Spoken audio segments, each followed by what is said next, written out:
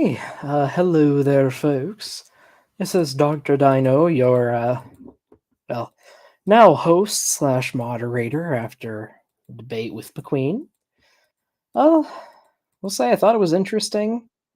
Had a few problems with his debate style and stuff, but on the whole, it was fun. Hope everyone enjoyed. Honestly, kind of in the mood to talk whale evolution now, but I'll survive. In the meantime, we already have some people backstage to join. So first up is Al Trucker. Hello. We also have Rodney, who I do not know, but I see an ammonite fossil. Yes. And Stephanie. Hello, hello. So, how are y'all? What'd you think of the debate? How about we start in the bottom right with Rodney? I only caught about half of it there. I was cooking supper and stuff for the kids, but I don't know. I got real tired real fast of his anecdotal storytelling non-answers. And I think most of the people in the chat were calling that out a whole lot as well. Yeah, I get that, but to be fair, it's McQueen. It's what he does. I understand.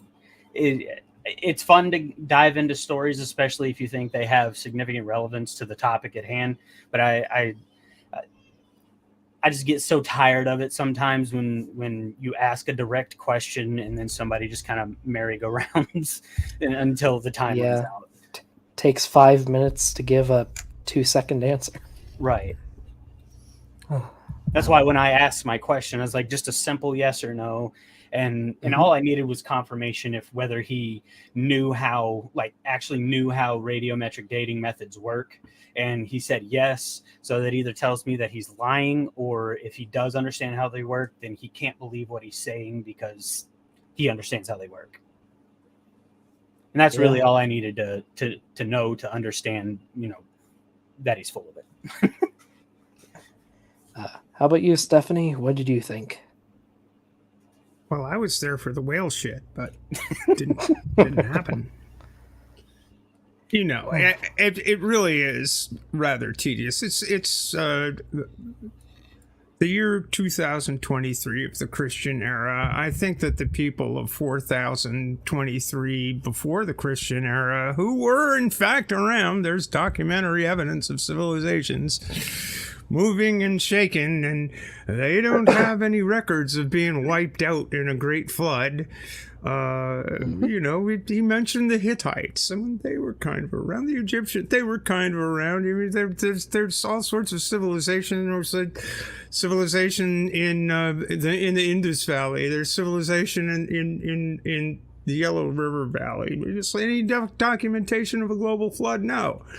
And when you're talking about an event that supposedly took place in historical time, and there's no contemporary evidence anywhere, or geological evidence, and it's been 6,000 years since people were even discussing the whole thing. It's like, why are we talking? We're on the internet, a global system of communications, and there are people like this who are going on and on about, because they have to have as a core foundation of their religious beliefs the idea that a really pissed off deity hated humankind so much and the world so much that he decided to destroy it in the most inhumane fashion possible. Yeah. To me, that's sad. I am happy I got to call him out on using outdated science to support his points. It didn't really support him, but, I like that he kept going. I loved that too, because he kept going back to 1850s geology. And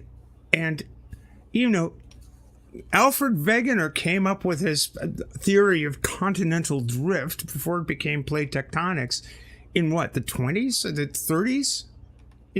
first bruited that argument, and it really wasn't taken seriously until I was in junior high school in the 60s. And all of these things that he's sort of tapping into is, oh yes, well, I need to incorporate plate tech. Yeah, that ain't in the Bible. That's not scriptural. So why do you need to account for it then, buddy? Well, because I have this conclusion, and I need to account for stuff that's obvious to anybody who can read. It's just so stupid. Yeah. It's just so stupid, and it's so frustrating. I mean, it's an exercise in frustration to listen to it, but you did a very wonderful job, and particularly calm and easy and all of this. But sometimes you just sort of want to reach out and grab these folks and say, "Why? Why?" And let's see. To anyone curious, I'd like to have a game in the background during these after shows, so I thought I'd play something that was just about as painful as that debate was. Oh, man. People who know. Oh, don't they? Well. To everyone out there, though, this is an open mic after show, so if you want to join at any point, feel free. Of course, I'm poisoned. I don't care if you're Christian, atheist, whatever your background is, you are welcome. All I ask is that you be a nice and rational person, preferably.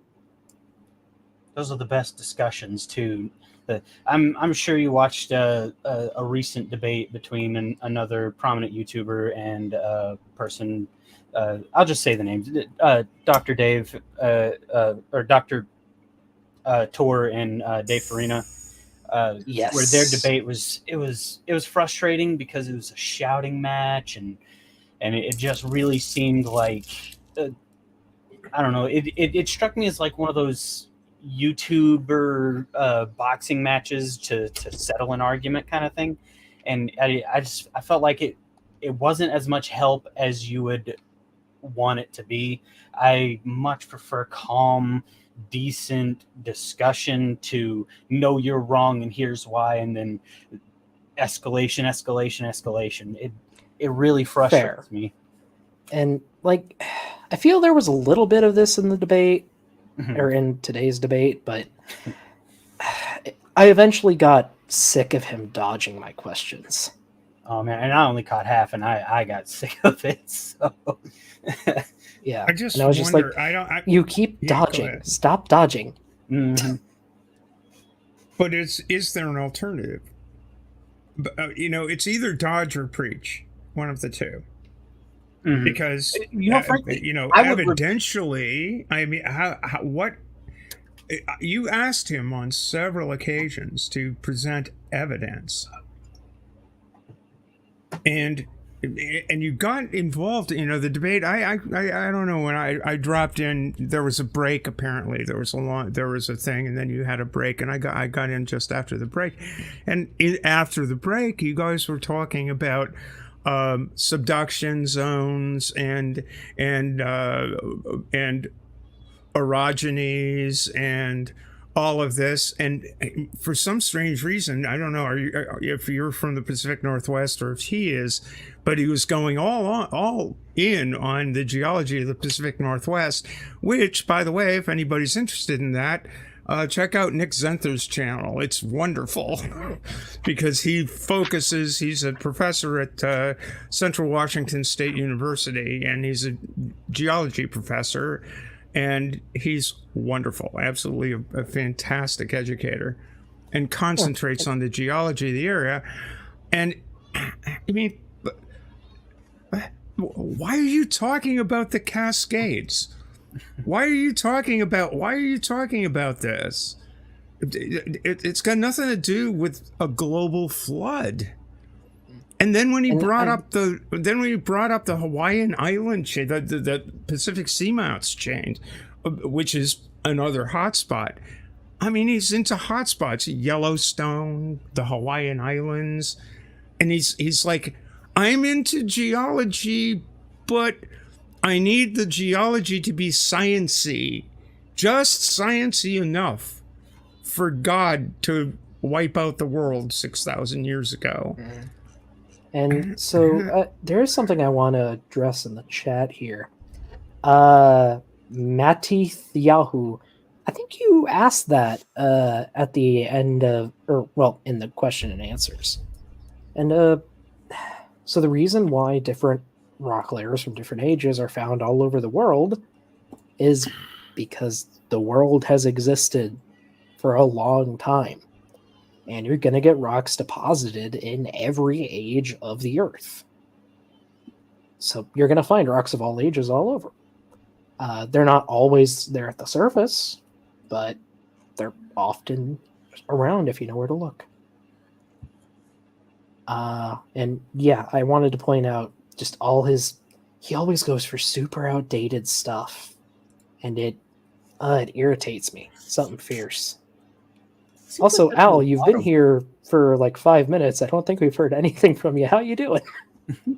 Hey, I'm doing all right. Can you guys hear me okay? Yeah. When I first joined, and you accepted me in, I had to mute right away because my wife had asked me to take care of our son and a couple of other quick things, and then I decided to come downstairs where hopefully I won't bother everyone, like the upstairs people. I'll bother you guys, I'm sure. Well, yeah, funny you bring up wives. We heard something real funny about wives a few minutes ago. Oh no. That was Well, yeah, amusing. and I'm not going to make any jokes about that, but nor would I make one going the other way. My wife and I are a team that work together on stuff. Yeah, right? And that's the way. Like, I know that's a really weird, like, modern way of dealing with shit, and the flat earthers would call me a soy man, I guess. But yeah. That's not what how the it hell? usually is expressed, but hey, okay. Oh, Mathis, we have to stop bashing their creator. So, okay, so and to Matt, their creator is a her. I didn't know that. Okay, yeah, and then we're I think they're talking about Stephanie with that, but Yeah, it's fair. So. This is a actually, debate. I do read my Bible, and sure, I'd be glad to if you want to jump in. Come on in. Well, it's just this was a debate about if the flood occurred. It's not about religion, so that is kind of a fair request because I'm sure we're going to be getting Christians in the chat. So sure, if we got to have them, yeah. And we want to hear. Well, I want to hear evidence of. I guess I don't know how you present evidence that a literal biblical interpretation of the flood could be. Yeah, what just said see how funny my face is. Is that what you're saying? No. What are you saying? Yes, my face is hilarious. Oh boy. Sorry. Do you guys want me to put my avatar back up there? Did that make it better? Oh, you're fine, Al. You're fine. Just to prove a point, this is my Bible. It's been read. Mm-hmm. It's still read. Daughter of a preacher who was the son of a preacher, right? Correct. And also the sister-in-law of a preacher, and the sister of a preacher, and the aunt of two preachers. I've read my Bible. An unaccredited bachelor's degree in pastoral theology, even. Figure that out. Yeah. So, like, I guess, sorry, I don't want to mispronounce this person's name. Mathis. I think you're gonna find that even the atheists that follow Doc's channel and his very interesting and informative content are well aware that there's more than one viewpoint on things when it comes to the Bible, but I would say a very large proportion of them have read the Bible more than most. Is my hat crooked or my head? Yeah, my head. I don't know. I guess my. You guys. And I gotta give Mark Reed a run for his money here. How's that? Please put on your blast shields now. Sorry, I should have given you a quicker warning. Well, I do notice that we have an Andrew here. Hello, Andrew. How goes Andrew. it? Hey, is my audio coming in okay? I can hear you. Perfect. All right. Cool. What'd you think of the see all debate? the faces on panel here tonight. Flash. Oh, I thought I said flash drive. No, yeah, the flash was corrupted. What? Well, you know, Matt, if you want to join flash. us and just tell us this stuff, I mean, it is an open mic. Come on in. If you're not going to preach, but you'll not put down other people's interpretations of the Bible, I think you're welcome, right? I mean, it's Doc's channel. He can welcome people if he wants to. But generally speaking, we encourage talk, right? Yeah, I mean, as long as you're not like an awful person, yeah, you're more than welcome. Just let's not make any more jokes about spousal abuse. That was oh my god, that was bad. Not nice. Let's see. What was that about? I mean, I thought that was really weird. Oh no, did I miss from the moderator? The end of the debate, something like moderator that? Just like, yep. I guess they thought it'd be funny to suggest that McQueen was going to, in asking his wife for talking, do something, or maybe move to a further away spot to be on the phone while he was on a debate. You know, that just seemed like. I don't even think that would have been funny 50 years ago, but it's like, it's definitely not cool. It's not funny at all. Like, I don't think there's like spousal abuse just isn't funny. Abusing people isn't funny. No, it really isn't. You know. I mean, there's I see Purple talking about me looking like a trucker. Actually, I'm a trucker. It's not. It's like a thing I put up there. So it's a funny name I came up with. I mean, I could get all theological at this point in time and basically say, well, you know, all flesh was corrupted as soon as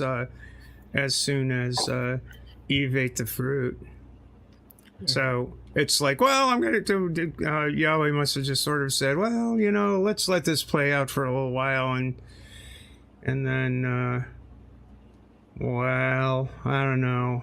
Maybe this was all a mistake, so let's get rid of the whole thing. And then he had the whole thing with Sodom and Gomorrah later on. It's like, well, I don't know. It's like it sounds capricious to me. I'm not really, you know. There are other traditions that have equally crazy gods, I suppose. But yeah. I don't know why he didn't pack it all in as soon as Adam and Lilith didn't make it, you know? Like, first divorce, like, I think, like, I would have just, like, packed up my Play-Doh and started again.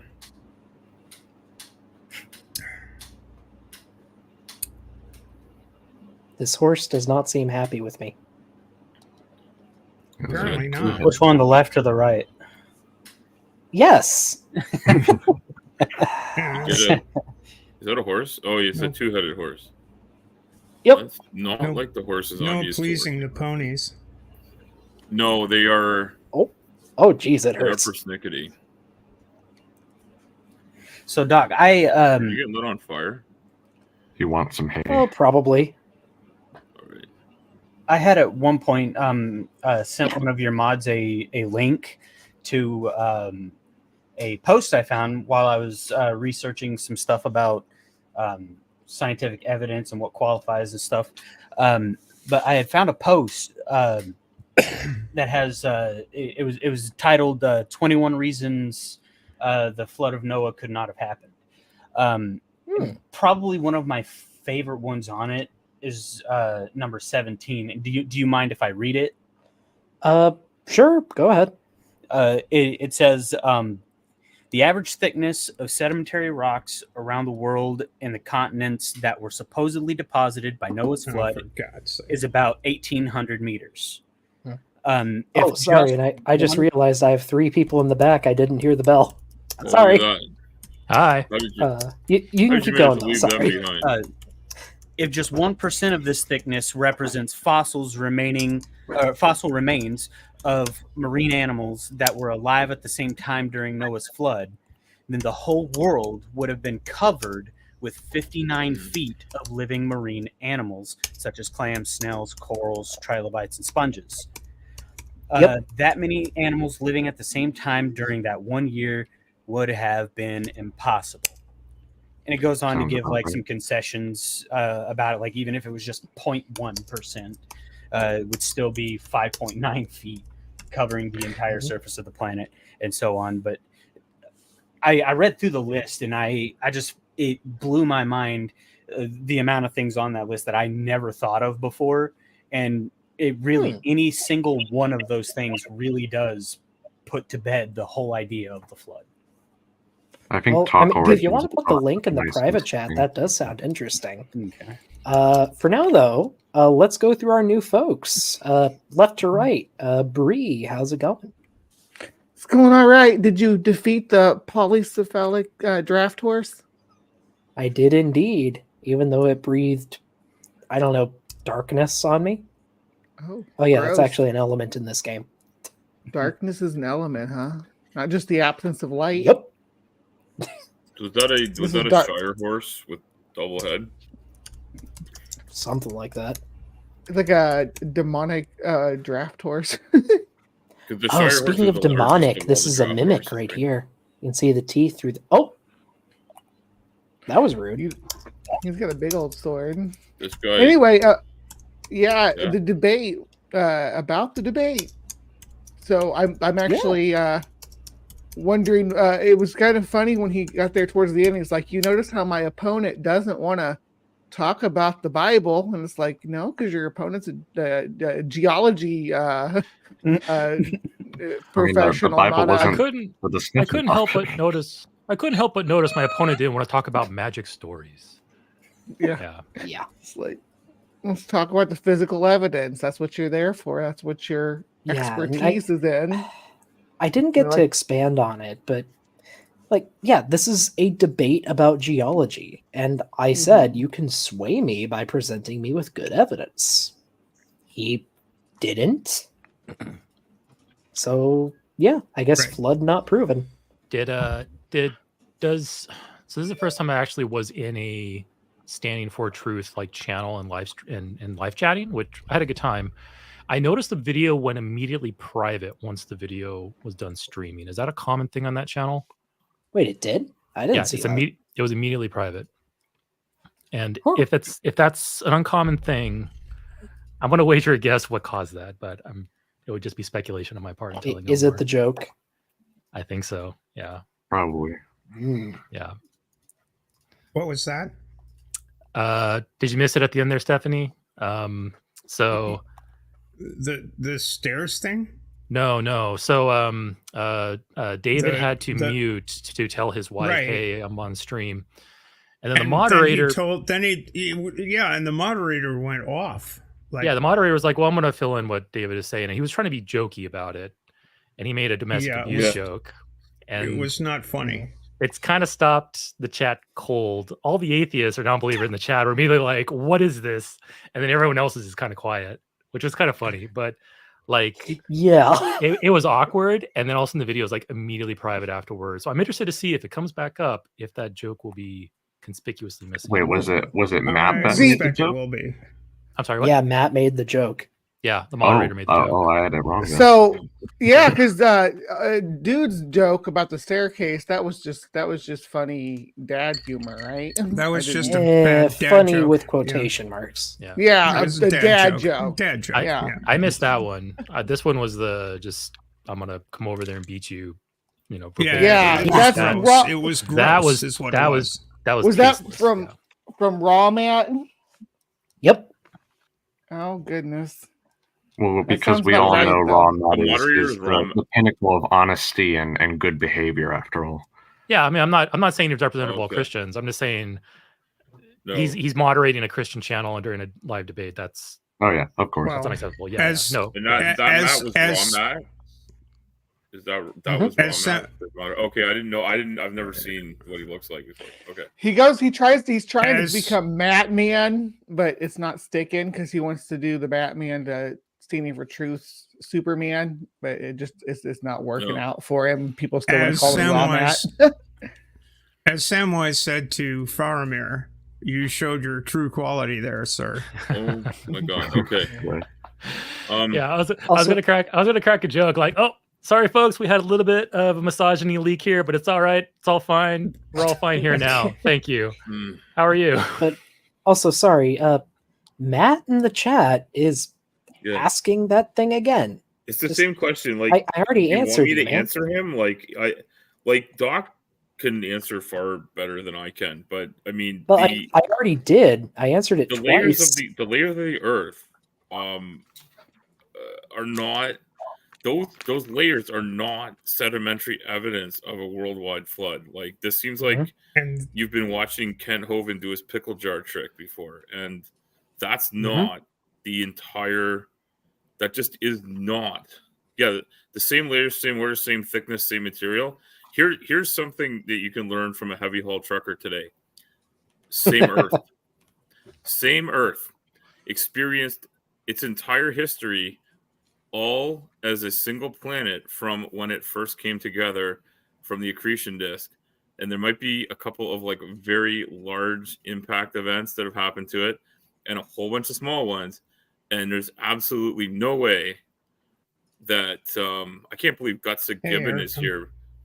She's gonna have to do another video about the most painful debate she's ever seen. Yeah.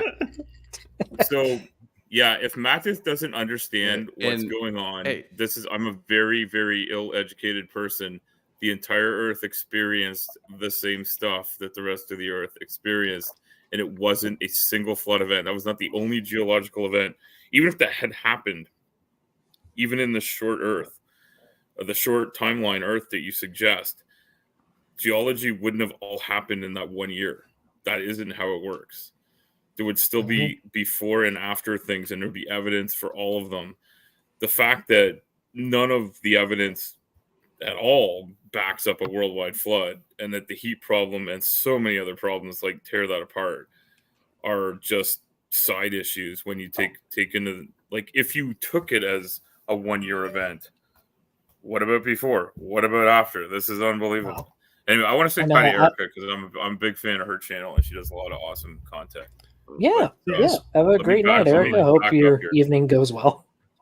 And also, well, just really, really quick. I can jump in here. It looks like Matt is out, and they said the Earth is created and flat. So, okay. Oh, okay. All right. That makes sense. Sorry. That's perfect then. Is this Mathith in chat right now? Yes. Okay. And is this the same guy that was moderating? No. Oh, okay. No, Sorry. My brain. I'm new to these folks, so my name, brain's like doing a thing. Okay, not cool. the same person. Okay, I don't think so because I was commenting on his posts as the discussion was going on live. So okay, I didn't know. So okay, cool. Thanks for clearing that up. Yeah, because I was trying to. Eric. Okay. Is it, well, I mean, wait, who'd you ask? Eric. Okay, I'm the only Eric here, right? Okay. Yeah. I think so. Yeah. So yeah, no, I enjoyed it. Both sides were civil. I did enjoy the back and forth. Doc, you had no problem calling him out when he said something wrong or he was misrepresenting something or he sidestepped your questions. I really appreciated that. It was respectful. Things got a little firm there. I think you presented your information very accurately, and I really enjoyed it. Definitely want to watch more. Thank you. I'll maybe talk about it a little bit later, but I wanted to see if anybody caught his response to the question I posed him, because when I asked him for falsification criteria of the flood, he said something about human skeletons being found, and I was trying to rewind it to watch it, but the video is not private. So my upload should still be there. What's that? Oh yeah, that's right. It was simulcasting. Right. Oh, that's right. Okay, cool. So we have it unedited. Okay, perfect. The benefits. I'll go back and look, and then I'll reformulate my question because I was parsing it in my head, and I was like, this does not sound like falsification criteria because it's possible for this to be true, and his idea of the flood also still be true. Because I got the impression that he basically said that if we find a human skeleton far back enough, the flood is false. It would prove the flood? It would prove the flood is false because I was asking for a falsification criterion. So it doesn't work either way because it doesn't work either way. If I'm interpreting it correctly, it doesn't work either way because humans lived before the flood. And he seemed that would be one way to look at it. But the other way would be he's approaching it with a false dichotomy of flood versus evolutionary, compatible models. And those aren't necessarily mutually exclusive. Like God could have created everything, set evolution in motion, formulated everything the way he did, and still had a flood 6,000 years ago. So that wouldn't be falsification criterion. Man, I should have brought that up. Like, actually, I was kind of intending to, but I couldn't find a good place to say it. I have it was near the end of the debate anyway. Geologist friends who are devout Christians. Some of my idols are devout Christians. He seems to be thinking that it's either Genesis or evolution. Basically, it's either literal reading of Genesis or evolution, and that's a false dichotomy. I'll have to go back and listen to it. And some people in chat were claiming that as well. It just sticks in my mind that there's evidence of civilizations in other areas that do not that don't follow the Mesopotamian traditions and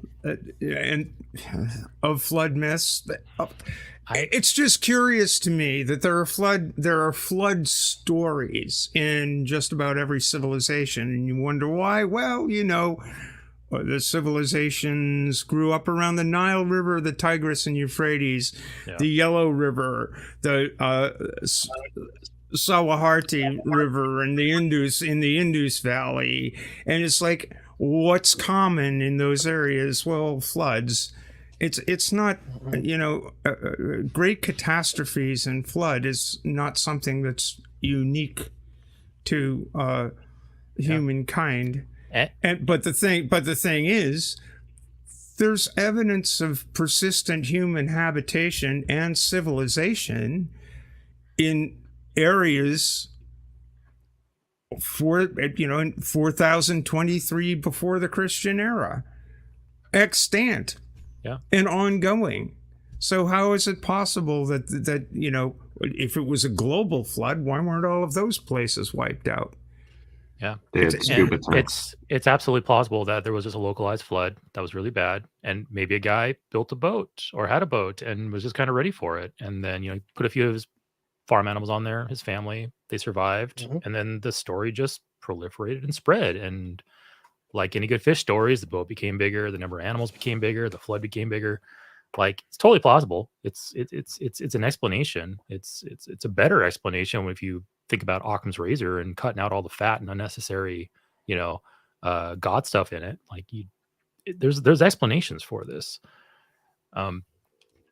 But yeah, no, and also could be, the other case too, where you have maybe people grow up near rivers and they have to live near rivers for water. So you might have multiple parallel flood stories all developing on their own because floods happen. And eventually they just kind of unified as mankind, spread around. Who knows? Look, no magic required. That's basically my crux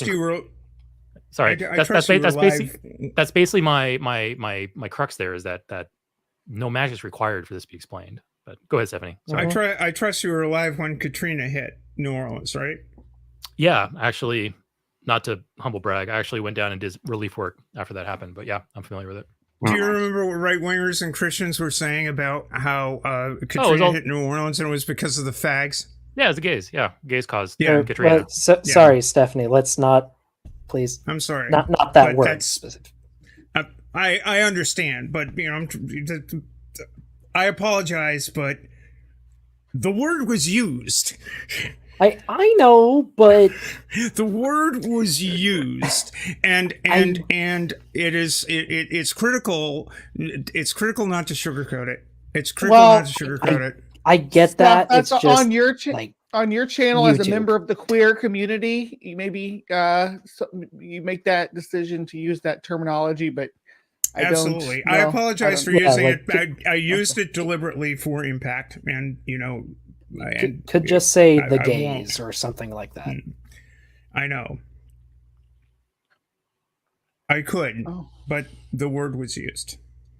Yeah.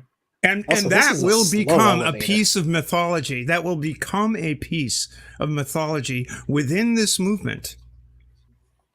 It already is. Kind of is, yeah. Mhm.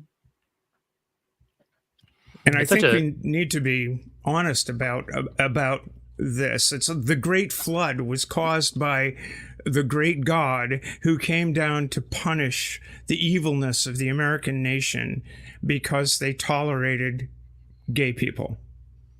Yeah, That is already a piece of mythology. I get that. That's what Sodom But and to be Gomorrah is fair- about too. Yep, Which is Sodom a and medieval Gomorrah, destructor. Just The to be Sodom and fair, Gomorrah, the people flood, like that Katrina. will always find a scapegoat. Yeah. That they could point Oh, their yeah. followers at. But then they conveniently ignore when natural disasters hit them in their areas, you know? Like I've seen so many posts on Reddit of like, oh, such and such who said that, you know, God sends tornadoes because of homosexuality, has his house destroyed by a tornado. Like they conveniently ignore those events and they go after the I events guess what that I'm positing confirm their is, theories. I guess what I'm positing is that people like that were alive when the Noah story was written. Maybe. Oh yeah, there was. there's What I'm always been, positing is that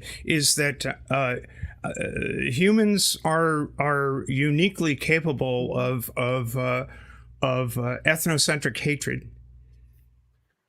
Oh in yeah, whatever age. Humans, especially modern day humans, you know, we're agenda driven. Like whenever something happens, a lot of us say to ourselves, "How can I use this to further my goals?" And you know, thus modern day politics is born. But yeah, hey, there's a natural disaster. Oh, hey, I will use this to spin a story that hey, God did this because of this thing that I don't like. And we see that happen all the time, even today in politics. Anything that's going on is always a result of something that person doesn't necessarily like. They don't ever look at it and go, "Oh, this is because of something that perhaps I do like." It's always something that I don't like. And yeah, it's humans are opportunistic and goal driven, and it's just what's going to happen. And Yeah. a certain group decided to write it down in a holy book that now everybody reads and says, "Oh well, you know, blah blah blah," and they're using the same language and the same tropes to go against the people that they don't like in the here and now. It's kind of weird. Yeah. It's funny because Christianity in and of itself was like kind of founded on this kindness version of it. It's like, oh, this is going to be a softer, gentler version of Judaism because Jesus came and took away all the bad stuff. Yeah. And everybody should be nice to everybody, no matter who your neighbor is or what they believe. Love them and Judaism treat them kindly. Judaism without the racism. Yeah, it was really supposed to be this altruistic version, and then the modern followers just kind of take it to, well, not all, and I don't mean to paint everybody that's Christian with the same brush. There's definitely a gradient of tolerance among the community, or the communities, not even all the same community. But it depending on who you're interacting with, you can guarantee that, you know, if you're not among their order or whatever, they have a sort of lower opinion of you, or they don't hold you in as high esteem as a fellow believer. Yep. So there's always classes of people involved. You humans are weird. Yeah, sorry, Doc. We set a bad example. Yeah. Did you all notice I was a pirate tonight? I was supposed to go to a Halloween party. Yeah. You look great. Oh, nice. That's great. Yeah, my ride got sick, so it's like, hell. Yeah, your thumbnail's so tiny with my setup here. Your thumbnail is so tiny, but I'm just noticing now you got a pirate thing going. That looks awesome. I can see it now. You got like the head. Yeah, I'm wearing. I call it a do-rag. I wear a do-rag a lot. Yeah. Yeah, I guess I wear one a lot Should I too. put my hat back on so that people aren't blinded, or is the light? You're totally You're fine. fine. Yeah, you're fine. Yeah, It's not- I'm just I can my always Mark I can always Reed put a sticky note impersonation over here. you on the screen. So Someone probably needs to. It's like someone's actually getting like there's a danger of getting skin cancer from like just the light emanating from my head. Yeah. Oh, I just want to also say randomly, Sumami, 10 points for you. She went right into that live stream and in all caps is like, who's got their spouse on the phone in the background, for fuck's sake, like in all caps, just tore into them. I was like, That was awesome. I was like, that's my that's Sumami. funny. That's awesome. Yeah, she claws out. Sumami's the. I was waiting for those comments to get that's good. removed because I was like, Christian channel, she's in all caps. She threw FFS out there. Nope, it stayed. No, I didn't- Those surprised. Christians are far more liberal than we are on Say the Line, because that would have been excised immediately. Yeah. Get the hell out of here. I mean, the line- interesting you say that because, I mean, like this was before the debate started, but they were like complaining about liberal science and stuff. Nice. Which I mean, of course, but it was still kind of funny. Like, oh, you I didn't- actually said it. I didn't watch on Standing for Truth's channel. I watched on your channel, Doc. But So well, did I. Yeah, I was Well, doing thanks both. for the view. But but if there's going to be fun interaction over there, I'll go. But usually it's just It like, actually horrid- was horrendous. it was actually fairly okay. I mean, that was the first time I ever Mm-hmm. interacted. I think Andrew, you and we traded a few comments. Yeah, I had it was fairly decent time. It got pretty vitriolic toward the end, though, so I kind of just left. and Between us spilled milk or guy between you was and somebody still else, there, or- of course. Between me and a few other people, we were going Okay. on a back and forth about The hell Darwin and racism and just some other tangents, and I'm like, Oh, I yeah, don't Oh, yeah, I was kinda watching saw that. know. Yeah. Yeah. Okay. I also noticed they were they were attacking your choice for the your name, Doc, toward the beginning of it for seemingly no good reason. Yeah. That was You're gonna have the Very. you're gonna have the immature people. Like I'm immature. I'll throw popcorn from the stands all day, but I won't ever attack like somebody's name and call it stupid and like as if Oh, that's yeah. a point. You know, it's like I'll Yeah. always attack what's said and what the idea is being presented. But Well, yeah, like, some people are maybe I'm just just biased from my most recent conversations in the side chat there. But, like, it seems like 90% of the people over there are that way. They're immature. They only use insults or rhetoric or some other. Like, I feel like Yeah. it was so much better before, however long ago that was. yeah, it's best usually just ignore those folks and just focus Yeah. on and just reward those who are actually like intellectually engaging with the Yeah, conversation. I instead of try just- to, but yeah, it's difficult. Yeah. To be honest, I think that atheists and skeptics are far more polite than they ought to be sometimes. Sometimes. That's true. Yeah. but Sometimes. but Sometimes. yeah, but it's a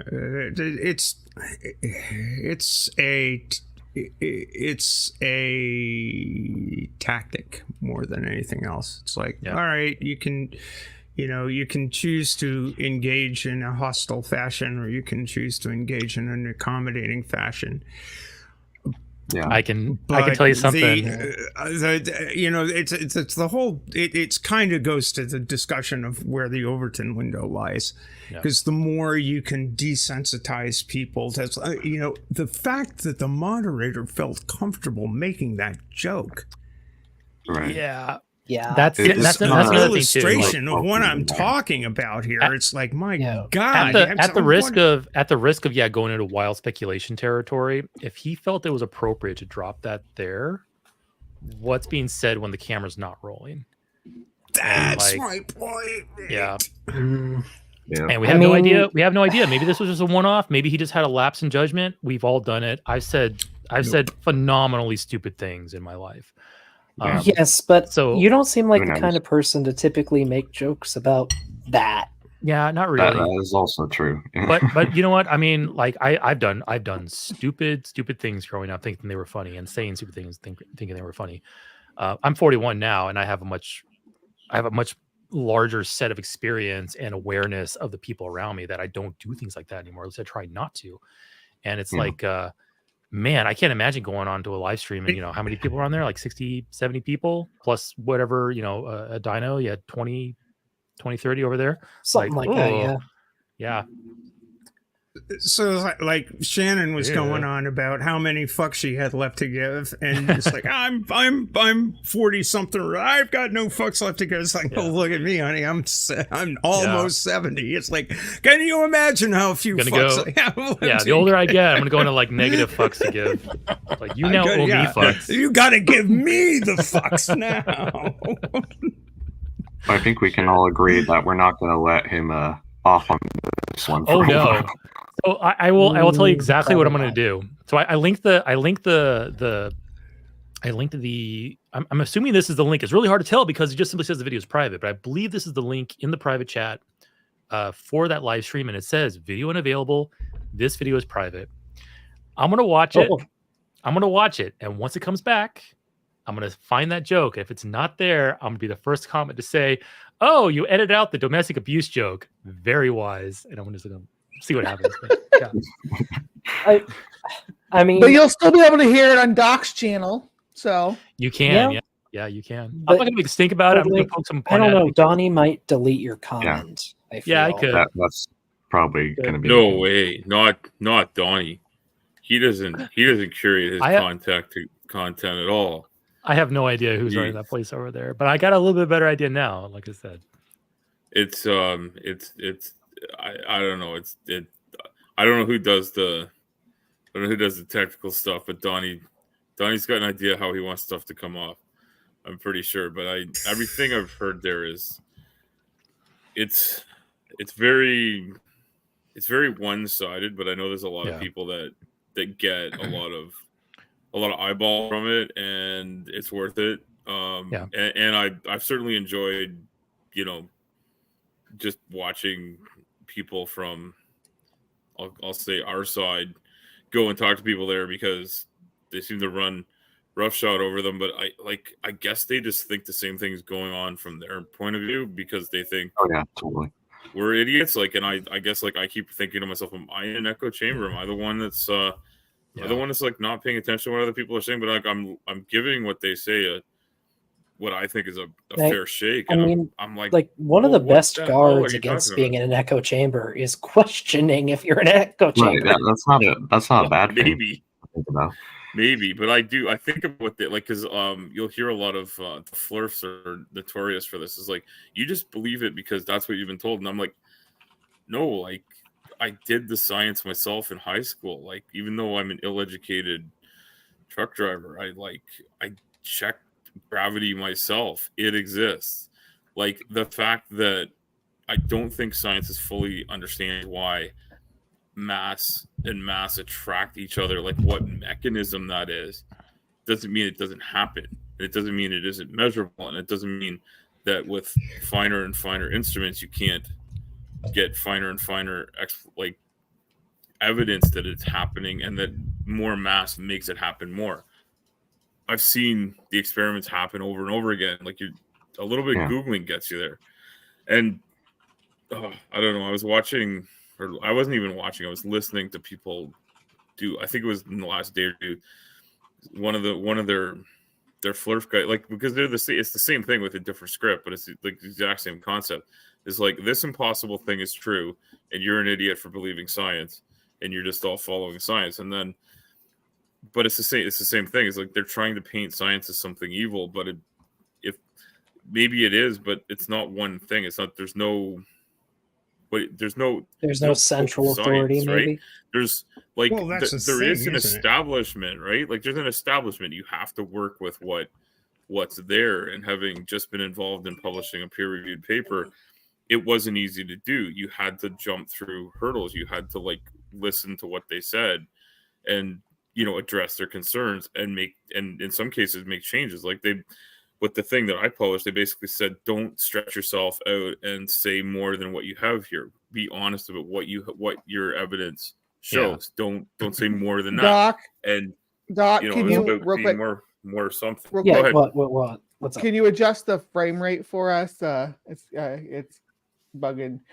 Miss Frame rate Tsunami, where in my game or yeah, on the game. Mm-hmm. Bree, he's running Dark Souls 2 in a window. I don't know what you expect out of him. Yeah. I don't know if I can do that. I was gonna say, Dinah, you're running Dark Souls 2 in a window. You're gonna like maybe go out to Christianity. Out of disappointment. It's like I can't hang out with these people. Okay, I was just letting you know that. I can turn off blur. Tsunami's like trying to Tsunami's like backing down a little bit on her Here, request. Yeah. Here, I took out blur. Does that help at all? Well, so it's smooth for you, right, Dino? Yeah. Okay. It's a limitation in what StreamYard can capture and stream to us. It's not a computer issue. That makes sense. I see. Yeah. It's not great on StreamYard. Yeah, because the way it's technical, but the way this type of video compression works is the more change there is to the image, the more it has to work and compress and send. So if you do like just stand still and just swing your axe, right? So see how it's like pretty smooth for us, but now rotate your camera all the way around and change every single pixel on that screen. See now how all of a sudden the algorithm's like, it's too much. Yeah. The less that changes, the smoother it is, and there's nothing you can do about that. But Jake, what you're just saying, I had a follow-up comment on that. Well, just real quick on that, like, I like having a bit of background visuals. I apologize if it hurts your eyes. I'm just ribbing you. You're fine. Well, just to the people out there, like, I like having this on, but I like watching you play. That last point, by the way. I prefer dinosaur games, but this is all right. Yeah. But Jake, what you were mentioning, what you were mentioning about how some religious folks consider science to be evil.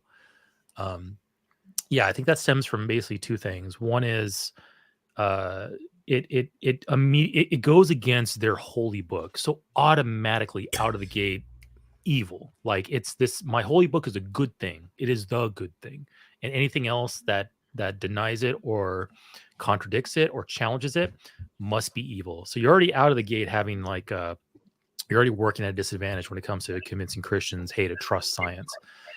And the second thing is, which is something that I absolutely did when I was a Christian, was criticize science for changing its mind. Religious folks and the non-scientifically literate seem to think that when science makes a statement, it is making that statement as fact. It is the reality of things. It is permanent, and it's not. It is a tentative conclusion. It's basically saying absolute. Yeah, in reality, it's a tentative conclusion. Science is saying we have this amount of data, we have this amount of evidence, we have these methodologies, and this is the best conclusion we can reach. This will be revised as any of those three things become updated. It's I think that's tremendously important. Yeah, and it's not weakness. It's honesty. It is honest to say, hey, it's progress. Well, it's the difference between a worldview that says we cannot be certain. Yep. We don't operate from a standpoint of this happened, it actually did, like the flood happened. Yeah. Therefore, I need to marshal evidence for the flood happening. Yeah. That's actually a third point too that we can get into. It's the a priori. It's the here's the conclusion, and now we're going to marshal the evidence. It's the reversal rather than having an observation and saying, we've observed this. How does this occur? And what is the method? Sorry, really quick. Someone's phone's going off. Yeah. Is that Jake? My ex trying to call my daughter. Don't make Samami get on you, Oh, Jake. I mean, You if you don't want got that a mute, happening. Yeah. But I think it's a difference between theists often like to talk about, well, what's in your worldview? How do you justify your worldview? Yeah. It's like the difference between worldviews, if there is one. It's like, and Christians will also, particularly precepts, will also insist your worldview depends on a Christian worldview. Yeah. It's the and it's not, that's not at all the case, because if there is a difference in the worldviews of someone who is a skeptic and someone who is a believer, is the fact that there's this belief at the end that needs to be justified. Yeah. Rather than a phenomenon that needs to be explained. Yeah. Ooh, I like the way you word. Sorry, really quick. Good. So I just decided to look in my Discord DMs. Apparently Ryan from Modern Day Debate tried to get me on for a debate tonight, but I was busy, so I didn't see it. Modern Day Debate, those small fish compared to standing for truth. It's just like, oh, I've been trying to get a debate there forever, and he just tried, and it didn't work out. Well, he wanted something impromptu. Yeah. Well, apparently he has a debate on fossils he wants me to help with, I guess. That sounds good. You should do that. Yeah.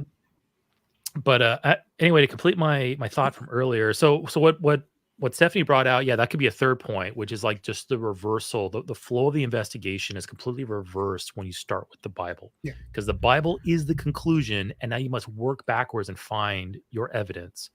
Whereas in science, you have the evidence, and then you form your conclusion, and then you update your conclusion as you get more evidence, as your methodologies become refined, as you gain understanding, you become more refined in your conclusions. Whereas the Bible standpoint is like, that's the conclusion. And that's where the biggest, I think, disconnect between religious folk and those who don't have that baggage and just simply follow the evidence to the conclusions. It's like there's a fundamental difference in the way the approach is.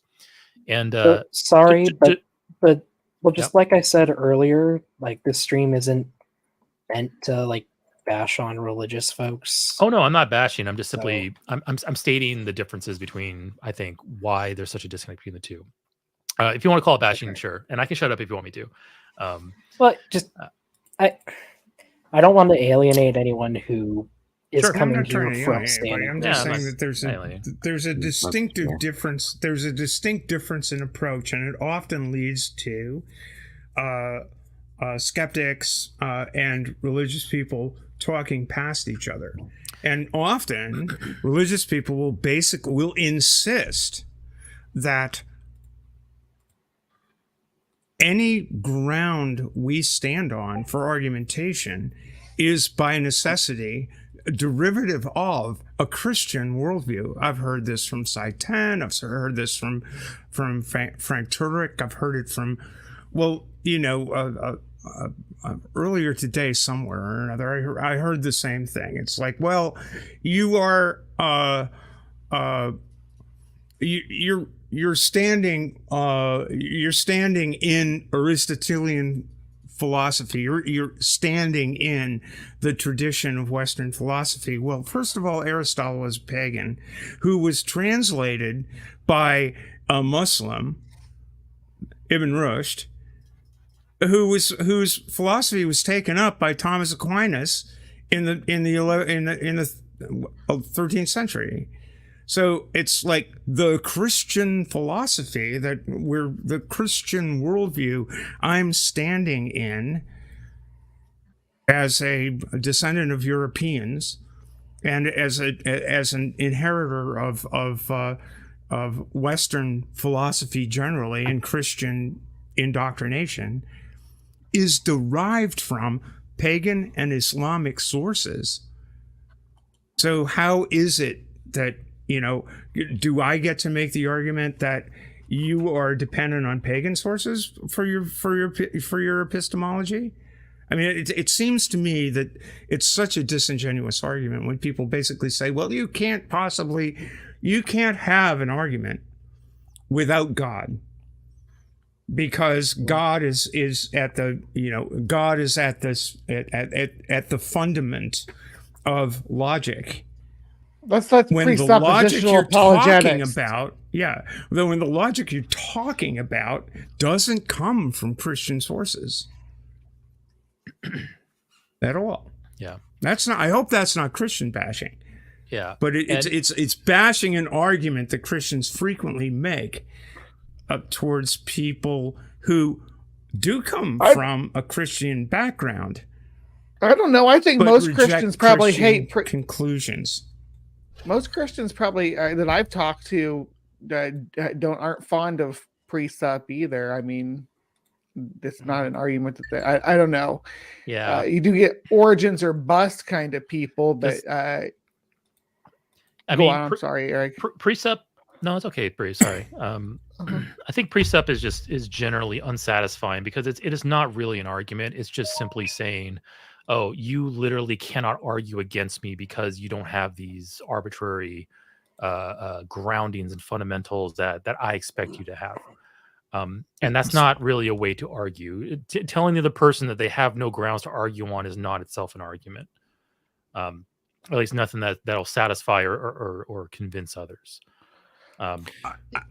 I heard that tiptoeing. I heard that tone tiptoeing into the argument in the debate tonight because, as Doc called out to his credit, it's like, please don't refer to it as evolution. Evolution's got nothing to do with this. It's like they're trying to sneak that that worldview bullshit in. It's I picked that up too. He said something about how the evolutionary model doesn't explain mountains forming, and I was like, evolutionary biology, evolutionary geology. What?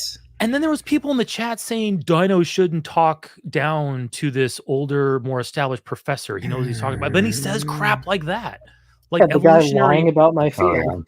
Yeah, I'm like what? Like just because the guy's old means he's immune or he should be exempt from these criticisms? Like no. Like if he's saying stupid things, he should be called out by them. And if he's saying stupid and here's another thing too. Yeah. If he's saying stupid things, he should be questioned about other things too, because he might be saying stupid things about those other areas too. Like just the idea that, hey, the guy's old and he's established doesn't mean he's just immune from these criticisms or questions. It's like if he has an answer, he has an answer. You don't need to disqualify the question based on age. But so Bree, how's this for a dinosaur game? I mean, even in this is like Atari. It's Dino Run level. I feel like I remember this one. This is so familiar. I love. Okay. I love indie retro games are like one of my my favorites. So I don't know how you do that, Doc, but so Dino. I mean, the meteors are hitting. It doesn't matter how far you run. Well, that's the point of the game. You outrun extinction. Is that the idea? Okay. That's yeah. You know, this is kind of like Burrito Bison. I'm not doing too well. Yes, it's resistance is futile. Yeah. did anybody ever play Burrito Bison? It's like an old Flash game. Yes. From a few years ago. Yes, I love Burrito Bison. I think there was a finish line in that game, but this is kind of one of those games. Burrito Bison Launcha Libre. Yeah, it was fun. Oh, Burrito Bison was great. But yeah, this is one of those games where it's just you just want to progress. The meteor comes all the same. Yeah, get as far as you can and just beat your last record. It's inevitable you're gonna lose. Yeah, but that's the fun of it. Yeah, exactly. It's life. That's true. That's death. It looks like, but you survive. And you take no fall damage. Nope. So you don't want to. So I have a quick question, Doc. Did he ever? Someone had a question? Go ahead. I'm reading. Tell me more in the chat. Sorry, I think that's. I was just curious.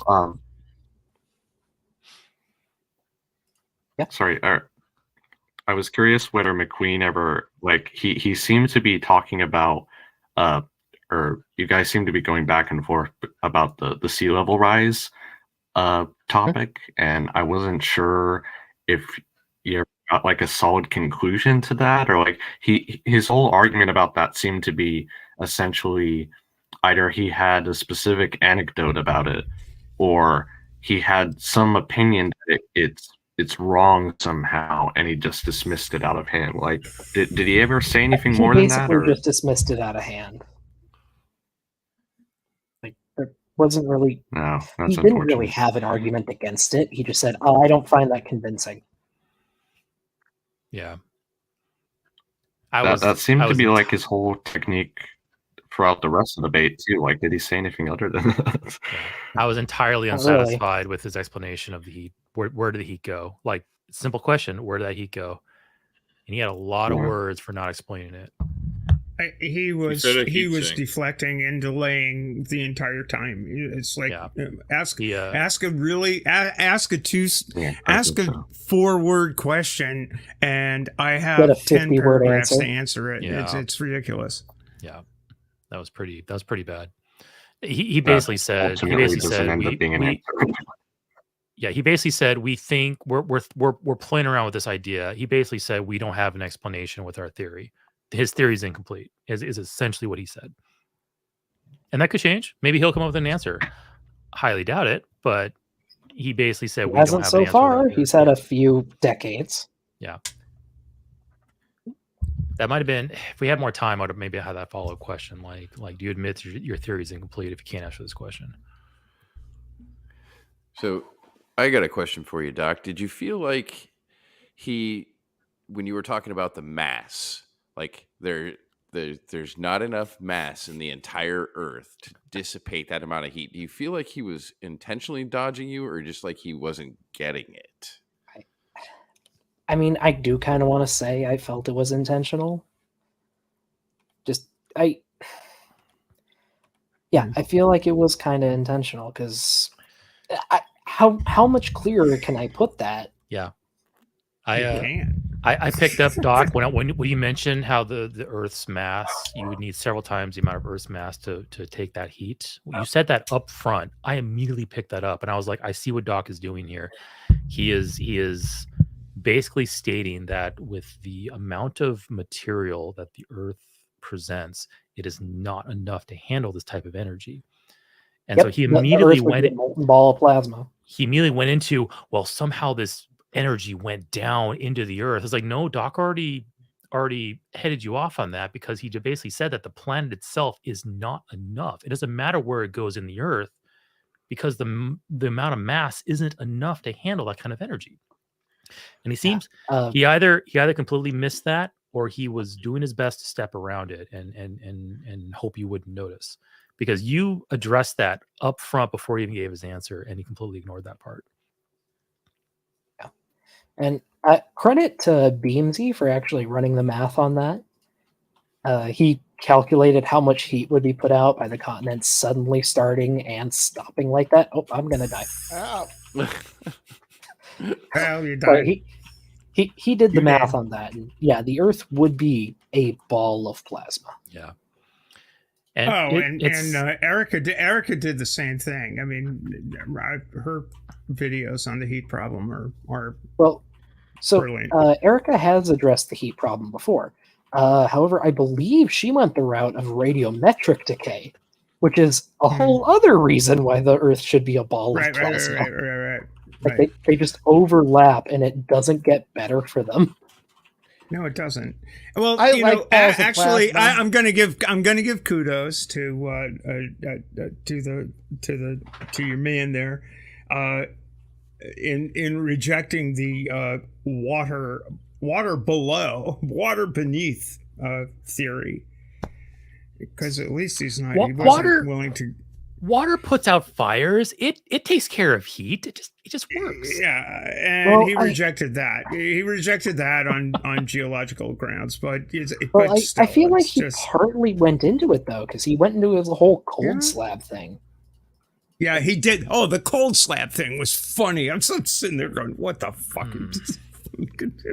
How embarrassing! I am happy I got to explain what a cold slab actually is, though. Yeah, I would respect him a lot more if he simply said, "Hey, you know what? We're working on it. We don't know yet."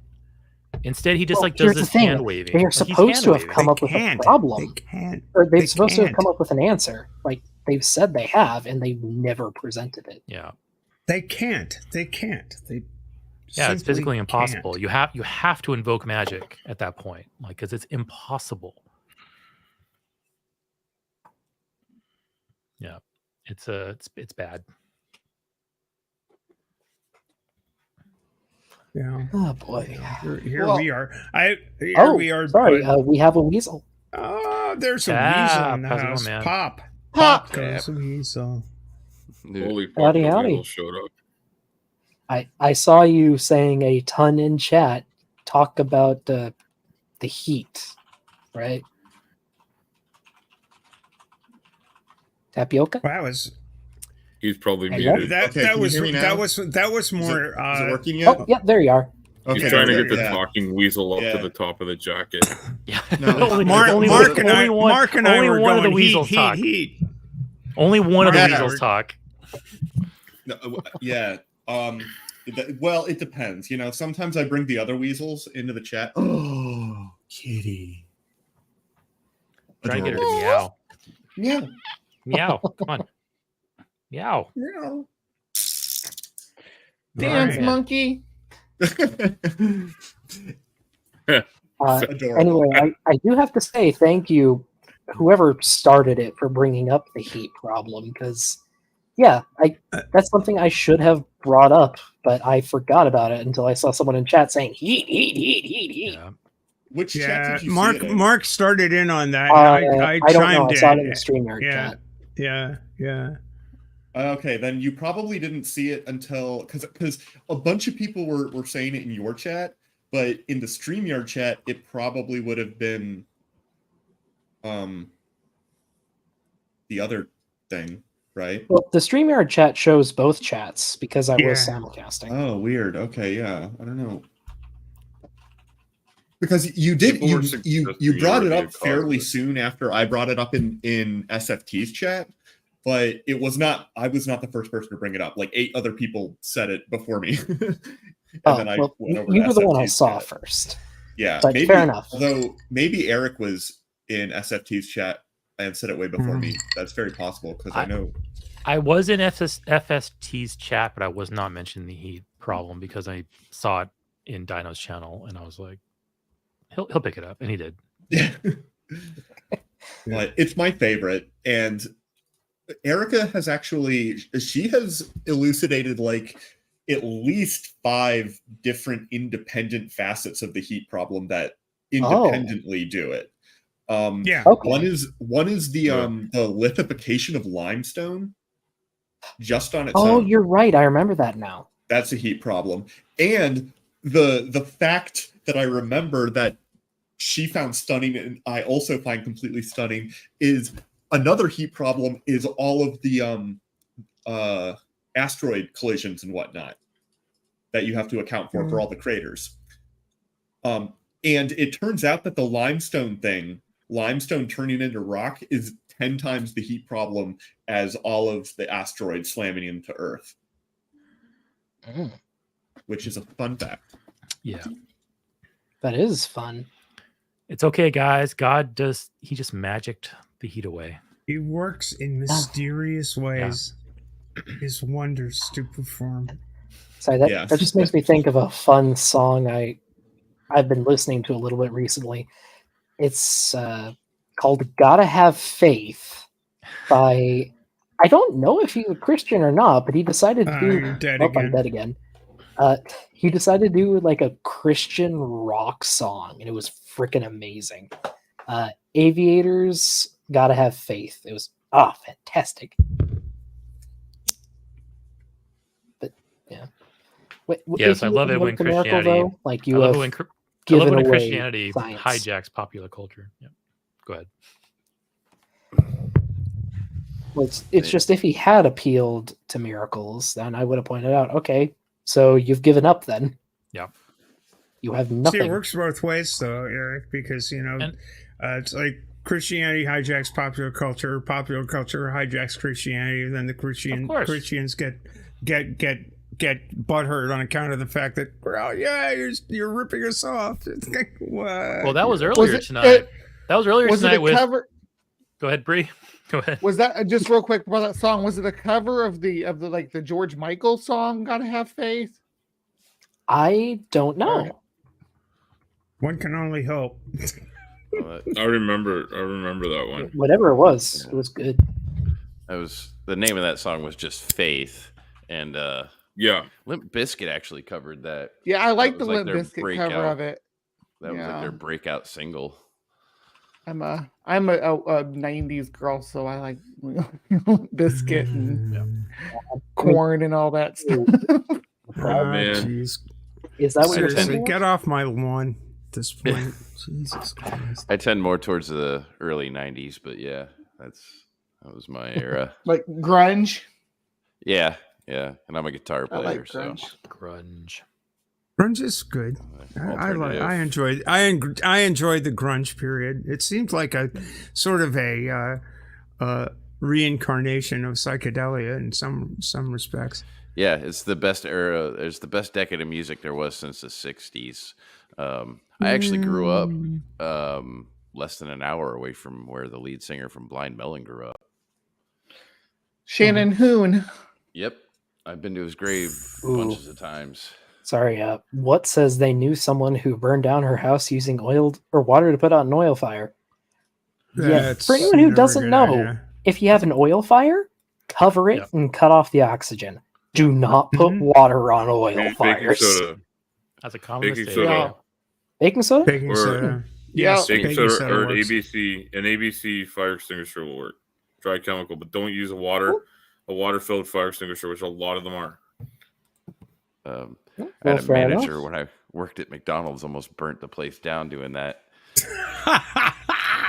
So it is fire. It is hot. It is scary, but just calmly pick it up and bring it right outside. That can also work. That does work. Yeah. Or as Tapioca put a points bunch out, of you can just lithium dump batteries. lithium batteries on it. I forgot that I was in the room when I Yeah, you when I wrote that in chat. Oh, right. I'm streaming right now. Yeah. Happens to me all the time. Well, because they caught me a few days ago because I was talking to myself while playing a video game, and I was just incoherently saying stuff over chat, and so now I mute myself. Oh yeah, right. I remember that. Nice. Tappy, incoherence is the best coherence. Really, trust me on this. But people will figure it out later. But lasers, though. You have incoherent lasers. Jesus. How do you cohere photons? That's what I want to know. How do I coach my photons? Cohere them. How do you glue photons together? Well, that's so coherent actually does have a specific meaning in the context of a laser. It's sort of the thing that makes a laser is the fact that it produces coherent light. All of the photons and everything are all in the same state to some extent, so they're all in phase with each other and going exactly the same direction and with exactly the same frequency. And the more precise that match is for all of the photons, because it's a statistical spread always, the more coherent the laser is. So we have a laser system that was super expensive. It cost $850,000. And its coherence length is probably on the order of from here to the moon or something. I don't know. It's kind of nuts. And what that means is that if you that we could determine the exact number of wavelengths between here and a place on the moon, and you could do that interferometrically and still have a signal. Sorry. What does that word mean? Interparametrically? Indeed. Could you please define interparametrically? Interferometrically, as pertaining as in using interferometry.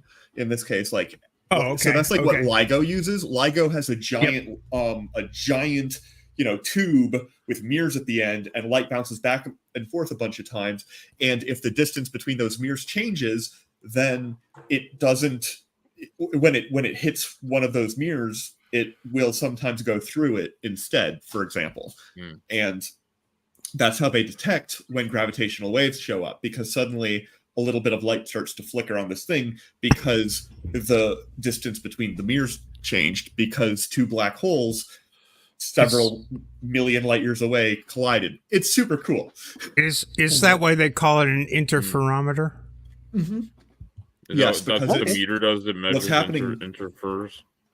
What's happening is interference between, in that case, just directly, you can think of it mostly classically, but between the different photons and the waves of light. It's like a double slit experiment type deal. I was gonna just say, it's this kind of like a double slit experiment. It's about waves, and the double slit experiment is one of the best demonstrations of this. But this is also like a guitar string sort of thing. Yeah, harmonics. This thing where it's pinned at both ends, but you measure what's in the middle, or is it a different thing than that? Yeah. Okay. Yeah.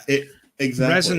Resonance. This is why. Can we get a Flurf to come on here and misunderstand this for us? This is why.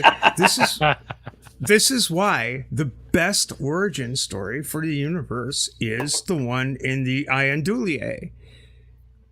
The what? Which is Tolkien's little tale about how a heavenly chorus sang the world into existence. It's like, this is awesome. Is that basically the Christian creation myth? No.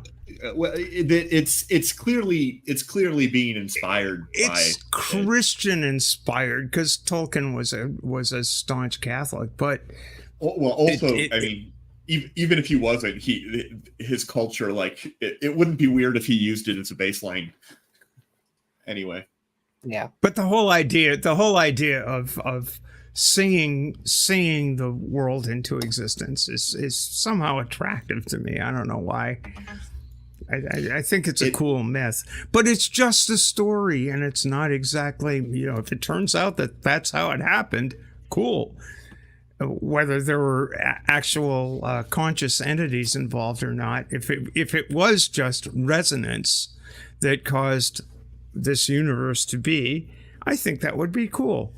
Yeah.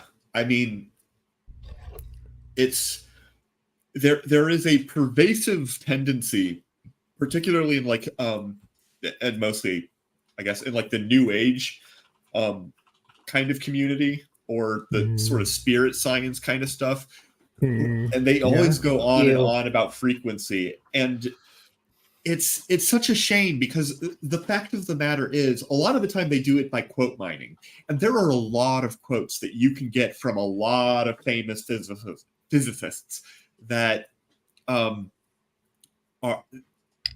that make it sound like frequency is this sort of mythical, amazing thing if you put it in the wrong context. My advisor in grad school, he would constantly sort of drill into us how important it was that have a good one. My awesome, my awesome shirt here. Ripley from Alien. From Alien, yeah. Nice. There's an alien on here. Nice. Very cool. I showed Dr. Tap earlier, and he told me to put it back on. I love me some. All right, good night, guys. Night. All right. Yeah, have a good one. Are you on the show tomorrow? Yeah. I guess I'll shuffle that here too. So yeah, I'm on the show tomorrow. And if you're on it, and Maya's on it, and I have no idea who else is on it, because oftentimes it's I think I am. Guest. Are you on it? So Stephanie's on it. Stephanie's not even a guest. She's part of the hosting crew. I don't know what I am. What channel are we talking about? The whole thing. Where can people find this channel? People can find me. Steph is on it. Yeah, Maya is letting us know. Maya. Apparently, I'm on it. Maya says I'm on it. Maya Atkinson. I hope I'm pronouncing that right. She actually dropped the link and to tell you what She dropped the link in it. She didn't drop a link to the show. She dropped a link to the thing they're covering. It's going to be giant prehistoric skulls. I'm in for this. Oh, man. good. Can I get it on that action? That sounds fun. Yeah. Well, you'll need to bring your turkey feather. If you don't have a turkey feather, you can't be on the show. What I have here? It's Roger. See this? It's Roger. It's flavors of Roger that I have not seen before, though. This I mean, one, of course, it's Roger, but oh no. Yeah, and that I know I did my that's why I still have my turkey feather right handy. I'm ready. You're ready for that, and I've got my antler, my deer antler. So I'm ready to point at random shit and pareidolia the fuck out of it. You know why he has the feather, right? When he first started for like years, he would just poke his screen. Yeah, he'd smack the monitor. Yep. And people started. You got the old feather touch there. And people were critical of him, so he got the feather to kind of be aggressively compliant. Gentle. I think. He uses the wrong end of the feather. I don't know what he does. All right. He doesn't use the point of the feather. Yeah. Have a good one, Al. Large machinery move. Right. Wouldn't want to get you in trouble. Did we say earlier we wanted a flat earther to join us? Kyle Adams down for that. Kyle Adams just concluded his debate with Aaron Raw over on Modern Day Debates. If anybody knows, get hold of him and get him in here. I don't know if I'd let Kyle on. I don't think Kyle the Mormon dude. Kyle? Yeah, he's the Mormon guy. Is he a Mormon flat earther? Wait, what? I think he's a Mormon flat earther, right? Wait, what? That's weird. Wait, how's that work? That's strange. Yeah, isn't he? Maybe I'm misremembering. If that's true, I need to see this and I need to interact with this. I could be conflating. I imagine Aaron. He seems like the kind of person Aaron would get semi-unreasonably angry at, but I'd understand it. I mean, he seems like the person I might get semi-unreasonably angry at. I believe the topic of the debate was is Mormonism true? I don't think that Flirth stuff was. No. I remember. I could be misremembering, but I seem to remember him saying it weeks ago that he was, because I think I asked him directly, but I could be wrong. My memory's not the greatest. I wonder if he's a Poe. No. Kyle a Poe? I highly doubt that. If he's a Poe, he's a damn good Poe. I only say this about people I haven't interacted with generally. Yeah. And like maybe Witsit. It takes effort to be as consistent maybe it was wrong Witsit. as that man is. I think it was maybe Witsit that I asked that. You're jogging my memory there, Chap. He's wrong about evolution. He's wrong about the Big Bang. He's wrong about the age of the Earth. He's wrong about the shape of the Earth. Yeah. Does he think it's hollow? And yet here we are giving I him wouldn't be credibility. surprised. Like, I don't understand why we keep giving these people credibility in any way, shape, or form. But yeah, I suppose you got to argue with them. Flat earthers? Yeah. Literally for my entertainment. It's honestly not that much deeper. And like, maybe some people become flat earthers that wouldn't if I didn't engage and give the community oxygen or something. But people don't become flat earthers because of the evidence. People become flat earthers, I think, mostly honestly. I think there's often like a legit psychological component that needs to be addressed. I agree with you there. I'm not a psychiatrist, though, but I absolutely think that it stems from a need from a person's. It stems from a person's need to feel special, and as if they're like a I don't know, like a hero, a trailblazer. They're immune to the false indoctrination that the rest of society is under. It's almost like a hero complex. That's how I kind of look at special. it. Yeah, just the need to feel special. It sounds an awful lot like conspiracy theory, cultish behavior. Basically, it seems to me. It seems like the need to belong to a cult, that we have the truth. We are the ones that possess the truth. Yeah. And if only people could see the true way, then. Yeah, I could. I'm probably wrong. I'm probably wrong that Kyle's not a flat earther. I'm thinking Witsit. Yeah, Witsit is apparently. It's also he in that was, camp. Because I was remember one of the people apparently that they tried to get to debate me and Grayson, and yeah, He wouldn't debate you because of apparently credentials. yeah, apparently. You don't have enough subs for him to leech off of you. yeah. Oh, for fuck's sake! Yeah, I think that's another issue. I think it was Witsit. It was. He was in a debate against somebody about creationism or about Christianity, and then near the end of the debate, I simply asked, "Are you a flat earther?" And he says, after a moment, he's like, "Yeah, I am." I was like, "Oh, okay." Oh, he totally is. Explains a few things. Yeah, Like he's most well known for that. I think. The way he delayed his response though was like it was a source of embarrassment. Like he's like, "Oh man, I was trying to avoid this for this debate. I didn't want this to get dragged into it." But Yeah. like on a side note, like with Witsit, I basically asked him on an MDD stream, like if he would debate a geologist on the age of the Earth, and he basically just said, "I'm not going to debate a nobody on how old the Earth is." Yeah, no, he. Like you don't have enough subs for me to care. Him and I have interacted one time, and it was the interaction on the internet that made me decide that I had to go out there with my like actual name. I mean, my point is that like I'm not hiding. I go by Tapioca Weasel, but my name isn't a secret. And it was because he said that he used a Van de Graaff generator to disprove gravity, and I was on the panel with him. Sorry, who's cry laughing in pain there?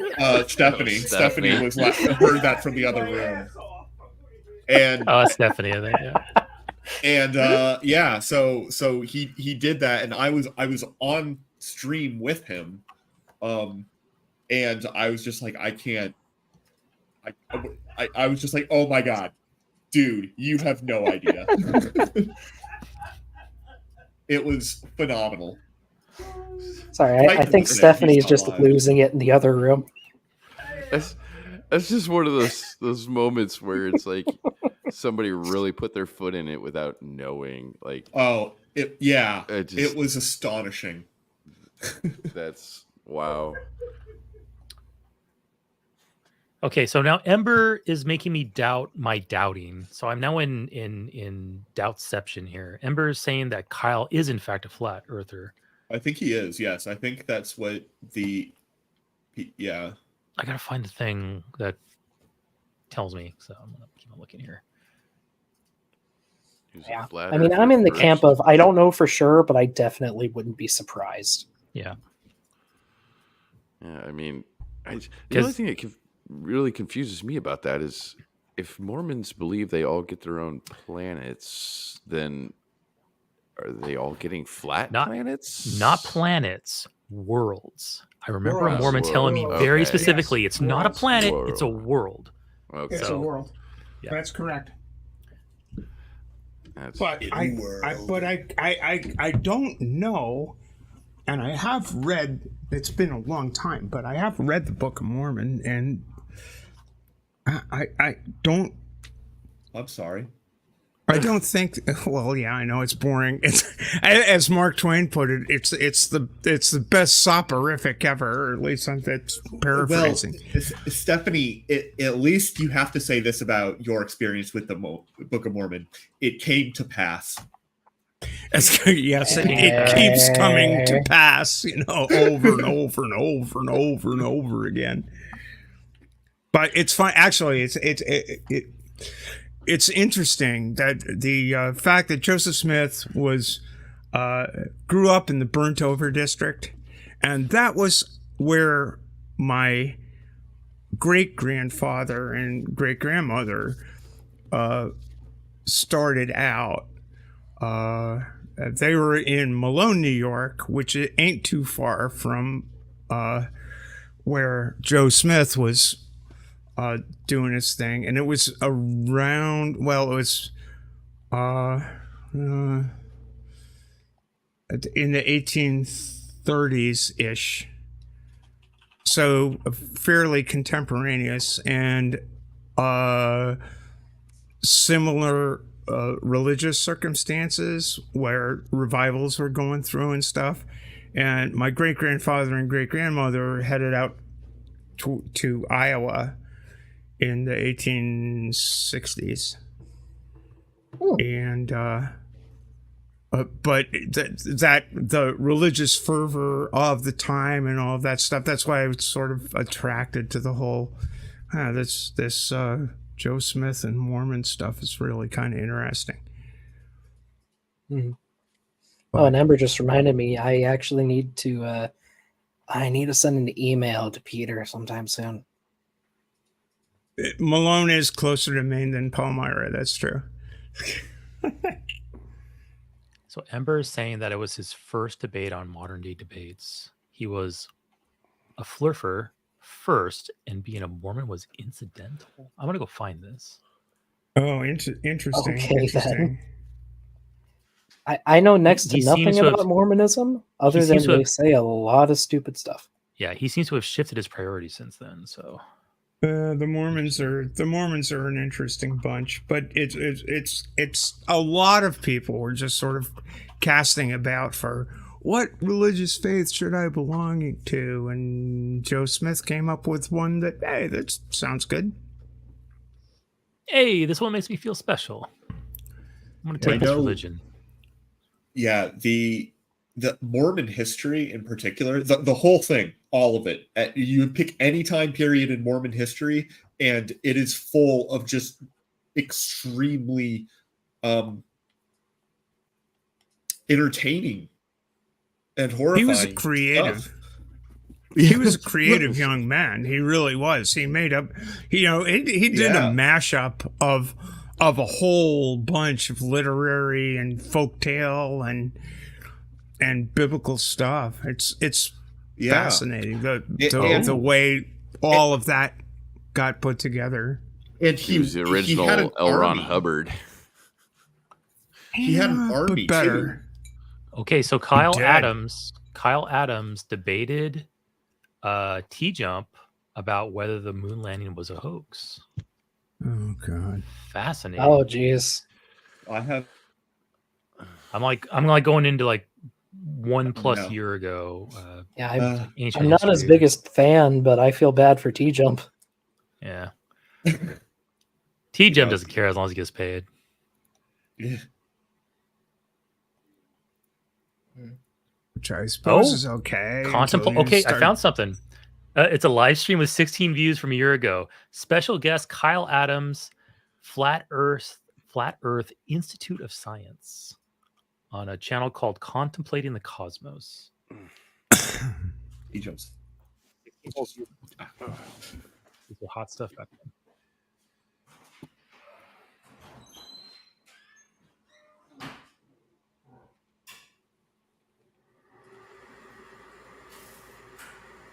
Also, don't mind me. I'm just playing some modded Elden Ring now, because why not? What's the mod?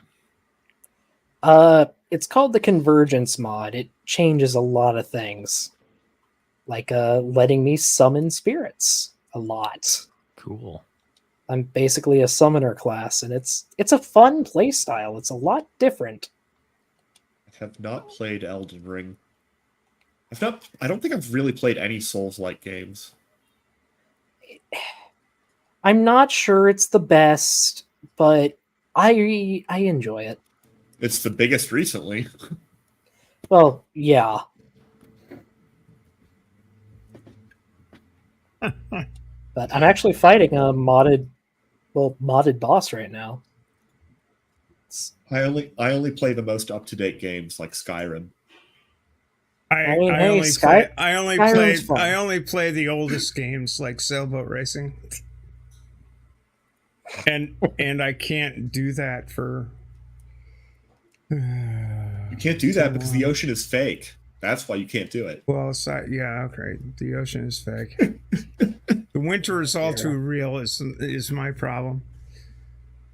Winter is coming. winters here as far as sailboat racing is concerned. I'm not doing any Yeah, of that maybe if until you I live in like Maine or something. Well, it's like I do, and their boats are out of the water, and I might have to do some sailboat racing I might have to do that virtual shit, which is not anywhere near as fun. You don't get Wait, what? seasick and stuff. Virtual sailboat racing. Yeah, there are simulations. Yeah. I wasn't aware that there was a competitive. I mean, now that I say it out loud, it's obvious. If you can, Well, I mean, they say make a thing, there's they make probably games a out of every competition sport. for it. Yeah, exactly. But like, I'm not familiar with competitive Microsoft Flight Simulator, even though now that I say it out loud, it's very obvious to me that it definitely exists. It's just not the same, Yep. though. It's Well, can't. of course. It's not at all the same. Yeah, it's a simulation. It's not the thing. Boy, I tell no you what, sharks. well,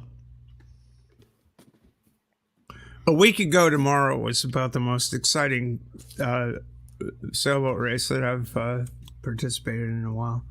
It was really windy and really wavy and really cold and really hard and really physical and really fun. So, because it was windy, I assume it was like fast also, because Huh? that's the. I assume it's. Pardon? Sorry, maybe I. Let me. I assume because it was windy that it was also fast, like faster than. No, not really. The boat will only go the boat will only go upwind at the boat will only go upwind at hull speed, which is essentially the square root of the waterline. So boats on the waterline when initials is heeled over is like 30-ish feet. So its hull speed is like, well, 5.25 knots or something like that. So it's not particularly fast. It's fast downwind because you're not. Hull speed's hull speed's not a factor. You can surf on waves and stuff, and that was the fun part about it because there were like 6-foot waves and we were surfing off the waves. It was really cool. Pump the spinnaker, pump the sails, get on a plane, let's go. It was fun. It was really fun. But I was some tired after doing that.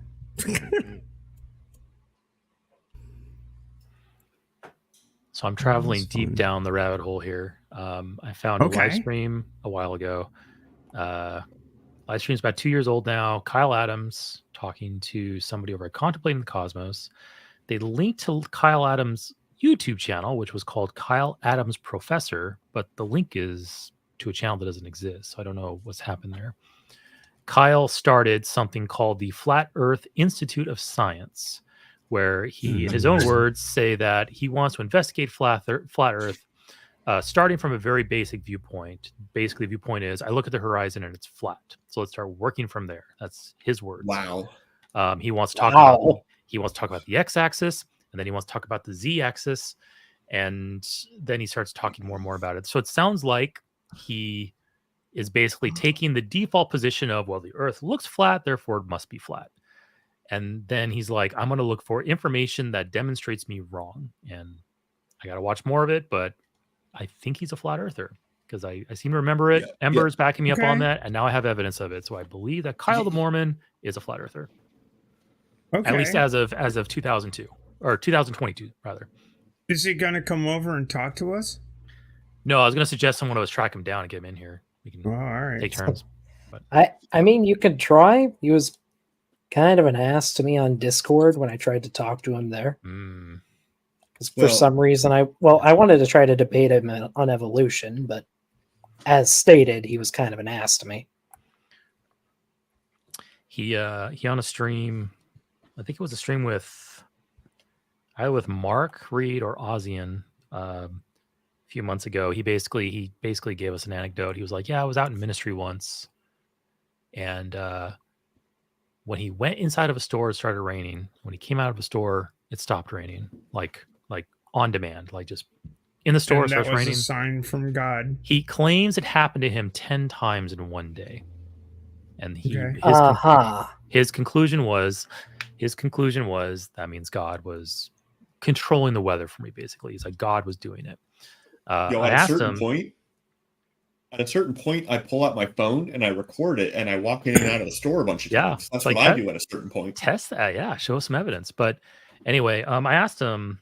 I think I did over two super chats. I basically asked him. I said, I was like, if Kyle, if this wasn't God, let's say for a moment that we're wrong and this wasn't God, what would be your next explanation? His next two explanations were, in order, UFOs and then coincidence. Yeah. Seriously? Wow. I feel like you're messing with me. I am not. I can show you the link. I can give you the link right now to those super chats because I saved them, and I'm like, this will be really good video fodder one day. Oh my! Well, it's just the sad thing is, I was watching that debate too, and I know you're not messing with me, and that it hurts. Yeah, it's bad. It's really, really bad. I mean, no. The guy Flatter-day Saints in my debate with Flatter-day Grayson. Saints. Yeah, have you seen? Did you see that debate, Eric? No, but I want to now. Have you not heard that name before? With a name like no, Flatter-day Saints. Oh my god, the first time I heard of this. Oh yeah. Yeah, you guys have been holding out on character. No, yeah, He's no, a character I actually, too. And I swear to God, I never asked in the entire debate if Latter-day Saints was a Mormon. It legit did not occur to me, which, given the earlier conversation in this year's stream, is literally jaw dropping to me. But oh my god, one of his clearly one of the arguments that he held very close to his heart, he brought it up multiple times, and it's conspicuously bad, was they lied to us about Santa, therefore they're lying about the shape of the earth. I remember that. Wait a The minute. hell was that Wait, debate? Wait a effing minute. He's not kidding. Lied to us about Santa? Yes. Yeah. That was an actual point made by that man. Yes, repeatedly. They lied to us about this guy is harboring a grudge from when he was like 8. Yes. Yes. Oh fuck. Well, this is what the actual. This is the same kind of logic they use. This is the same type of logic that David was using tonight in the debate. Jesus this scripture in Genesis is true, therefore all the other scriptures in Genesis must be true. Like, it's the same logic. It is, which is, then, I'm sorry, but back to my earlier controversial take. It's really difficult to maintain a. Yeah. Okay. That's really interesting. Can you explain to me why you think that a virgin can give birth to a child? Can you explain to me how 3 things can be one thing at the same time? Can you explain to me that I hate to be that crazy old lady, but Christianity is nuts. It's nuts. Understatement of the century. What? So, and then getting back to the debate, actually, the thing we're all here, the reason why we're all here tonight. Does anyone have any critiques of my performance or anything you think I could have done better? No, man. I think my dog does. He just barked. Things you could have done better. I really don't think there's anything you could have done better. You ask questions of a interlocutor who was doing everything in his power to deflect and not answer the questions. I don't know what more you could have done. Yeah, I'm trying to think of I'm trying to think of like some feedback I can give you about that, because you did a very good job, and I know you did a very good job. It's very useless feedback because I don't really give you anything new. I mean, when he evaded, you would try again and try to hold his feet to the fire, and you know, he would evade again, and it's like, yeah, at some point you got to just kind of drop it because he's just simply not answering. And he would pretty overtly cop out too. Okay, Yeah. maybe cop out is a little bit of a harsh way. Okay, let's move on to a different Yeah, topic now. Yeah, and I because the one sort of option I would have recommended, I guess, because I enjoy watching it, is when somebody has like a particular issue that is clear and like full-bodied and salient to the thing. Like you choose one argument and you're just ready to pursue that all the way down. Oh. But I also understand how, like, if you're a moderator, it does make sense to be like, okay, we're not going to get anywhere more on this, so let's move on. His tactic was incredible. Time after time I heard, well, let's set that aside for a moment, and I'm going to bring up another line of questioning, and I want you to respond to my question. I mean, he kept doing that. It's like, yeah, but you didn't answer the question that was asked of you, and I mean, it was just.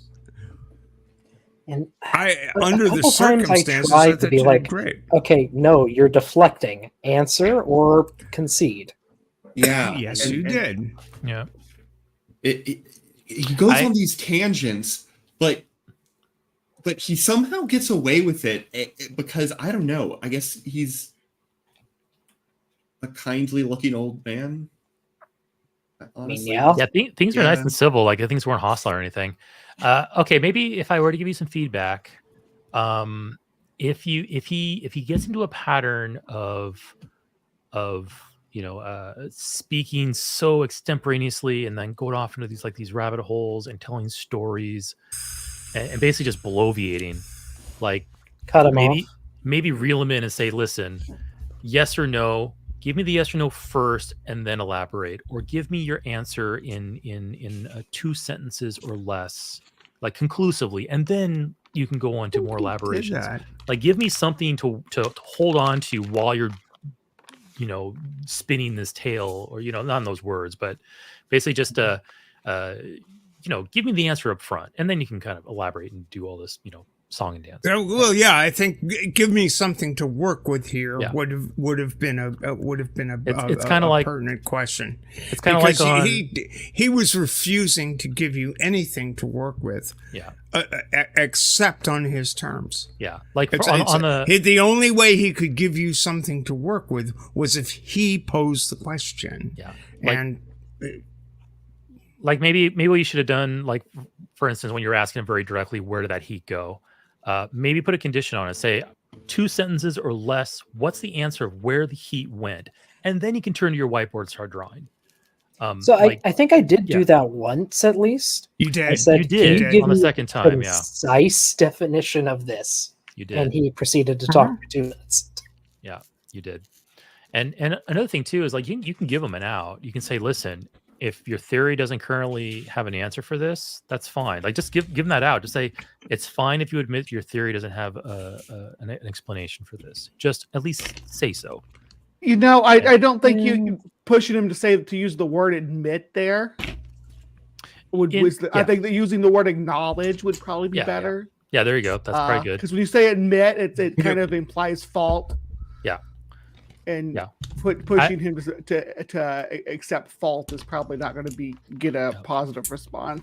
Yeah, I used that on a person the other day when I was running frustrated epistemology on them, and I was basically like, it's okay if your answer is no to this, but do you have a way to determine whether your drug trip was a product of your mind or something supernatural? I was like, it's okay to say you don't know. And they said, for a moment, yeah, I don't know. I'm like, okay, that's fine. Like, I'm not gonna kill you over it. Just, you need to at least admit it to me that that's the case. And so, go ahead. Go ahead. No, go ahead. Well, 2 quick things. First, Al, just interesting you bring up Des Moines, because I live near there, and that's just kind of weird to actually see somewhere I live near put up in the chat. Side note, or well, no, not side note. Also, the sea levels bit. Like, I never got a concrete answer to anything involving No, sea you levels. didn't. Because there are no concrete Yeah. answers. It's just Yeah, hand waving. Yeah. I gave at least 2 different explanations for why we see them. Like, Yeah. or why they're so widespread. It's not a mystery, and he just couldn't address it. Where'd the water come from? I don't know. Where'd the heat go? I don't know. Why didn't all the freshwater fish die? I don't know. Like, Somebody in the chat at that point said, "I guess he's never heard of estuaries," Yep. which I think is funny. Ooh. Yeah. Yeah. But yeah, I But think like that would probably be my feedback. In a nutshell, is my feedback. If you detect evasion, stop him. Interrupt him if you have to. If he's not answering your question, he's not answering your question. So I would just politely stop him and say, Mhm. explain to me 1 or 2 sentences or less, succinct answer, and then you can bloviate. Or, not those words. But yeah. Fair. I want an guess- answer, and then then you can go off. then you can look spew at all your- the hot air you want. You It's got a my guess polite I'm way of just worried saying about it. coming off as pushy Yeah. or like assholey. I- if I did Sometimes that. you have to be though. Like if he's not answering a question, You he's the got one being to. rude. Yeah. That's the point. Yeah, good, excellent point, Eric. So at some point in these discussions, it's not you being rude; it's this person ignoring your. It's really dissing you as in a debate, as an interlocutor. It's this person refusing to recognize the legitimacy of the question you posed. And I think you have a total right to hold somebody's feet to the fire. These Say, are all "Look, fair points. I asked this. I asked this question. You haven't responded, and you did say that. He did. To your Yep. credit, you did say that. It's like, I don't feel like you've answered my questions. That's how you've been ignoring me the entire time. It's like, Yeah. what the fuck? I think maybe an even better way to put it, now that I've listened to Stephanie elaborate on it. Dino, you did a great job of looping back around and saying, hey, you didn't answer my question, so I'm going to pose it to you one more time. If he then proceeds to go into the same song and dance, and it feels like just another loop around, now you can turn up the heat a little bit. Now you can be a little bit more straightforward and cut him off and say, hold on, we've been here. I'm asking you very specifically, succinctly, what is your answer? Don't worry about it. I don't remember if I cut him off to say it, but I did do that at least once. No, with, I'm with not the heat problem. I'm not saying you did. I'm saying you did a great job of coming back around and asking the question again when you didn't get an answer. But once he does it again, now you, my friend, have license to cut him off, to be a little more forceful, to be a little more quote unquote rude, because he's being rude first. He's showing you rudeness by wasting your time and not answering the question that you've asked him a second time and that you pointed out he didn't answer the first time. So you now have license, I think, justifiably, to be a bit more strong with him on that. And if people listen carefully to how Dillahunty handles debates, this is exactly what he does. You do this, you do this, you do this, and you do this again and again and again. And it's like, I'm not going to stop. At some point, I am going to, Johnny Asshole is coming out. And Johnny Asshole will just sit there and say, listen. Do it. But this is the point I want to make. I mean, and people fault Matt for that. But these guys do this shit over and over and over and over and over and over and over again. They refuse to answer. And you try to, this is what I mean about us being too polite. And this is why people look at Matt and say, well, he's too direct. But you don't understand it. It doesn't take but 3 or 4 times where the discussion is being driven down this road by your interlocutor who refuses to address your legitimate question. And But- so, but look so where it got him. or- Look where it got Matt. It got him to needing heart surgery. Okay, you got to look out for your health. Well, that's true. I mean, you can't take the, you can't look. Well, that's because I don't want to say you can't take it all that seriously, because after all, these are rather esoteric discussions. Who cares? I mean, again, we're talking about a question of whether a global flood occurred 6,000 years ago, and there is no evidence whatsoever that such a thing actually occurred. So at the beginning, you're arguing an insane proposition. And the only reason you're arguing this proposition is because a huge number of people actually believe that that's the case. And it is, in fact, at the core of their identity. It's at the core of their religious identity. For a vast number of Christians, the Noah's flood is not at the core of their religious identity. Yeah. They don't think it happened. It's entirely optional with Christianity. The vast number of Christians do not believe that Noah's flood occurred.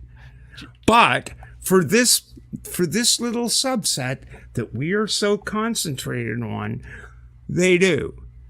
And that's what's driving the eyeballs on screens and asses in seats. And so you are, real quick. Here you are talking to these people, and it's like, well,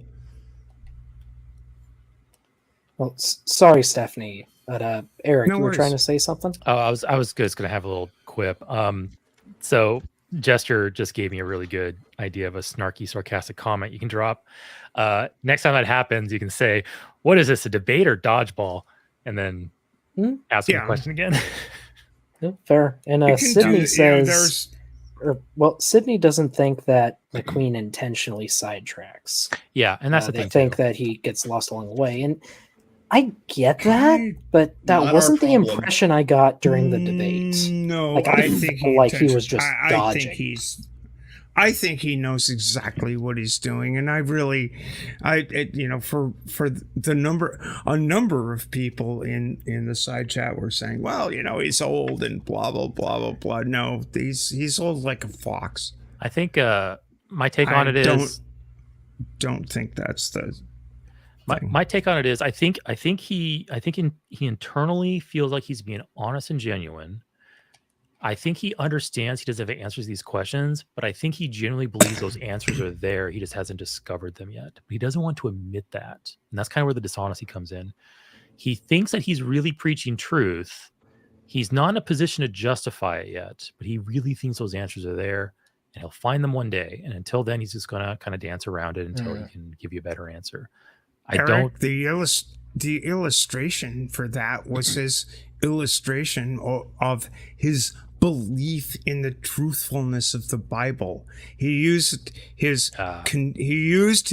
concluding statement not to address the flood, but to address the inerrancy of the Bible. Yeah, that was pretty bad too. Yeah, I admit there. And you can't get beyond that. If that's your flag, if that's the hill you're planting your flag on.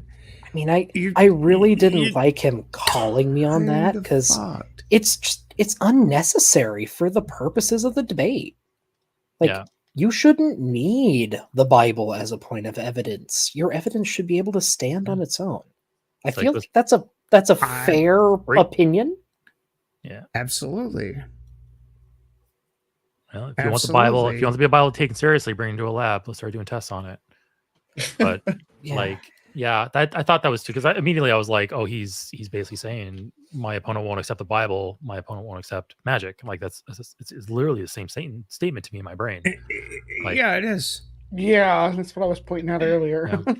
Yeah. And Doc, when I came in, it was right as he was going down his list that ended with paleobotany. and I Yeah. was confused. Like when I first came into the stream, I'm like, I thought they were talking about the flood. Why is he talking about evolution and all this other Yeah. stuff? This is not the flood. I thought we were Mhm. talking about evidence for the flood. The so- botanical fossil record is also like the worst evidence for the flood I can possibly imagine. Yeah, and I eventually did have to say, like, hey, I'm not a botanist, but, and like it doesn't support what he wants it to. Yeah. Well, that's the point, Doc. He's not a botanist either. He's, if he's a geologist, he's a geologist, but he's not a paleontologist. He's not a, he doesn't, Mhm. what did he said at the end of the stream that his expertise, this is why he refuted the water under the earth thing. He was a hydrological geologist. That was his field of specialty. But he's really a biblical literalist. And that's the thing that's the field of study he's most devoted to. It seems to me. I do find it funny though that he brought up paleobotany and then never again. Like he just dropped it immediately. It was amusing to me. Yeah, Gotta throw some keywords there to make you look like you have a better position than you do. I wonder if that jab at you about not accepting the Bible and was kind of more of a dog whistle to the Christians in the audience. Maybe. Yeah. But also, like, I do kind of find it funny that Donnie and Matt had him just immediately back down on the whale evolution bit or fossils spontaneously appearing. It's like they remembered, oh yeah, the interlocutor is a paleontologist. Yeah, he knows about the fossil record. I kind of felt like they were cueing him and kind of like somewhat directing him rather than actually just moderating. A little bit, but that's hints, pretty normal for the channel. I don't know. It's kind of slimy. Well, to me. They might have tried, but they never got him back to the actual fucking flood, which is,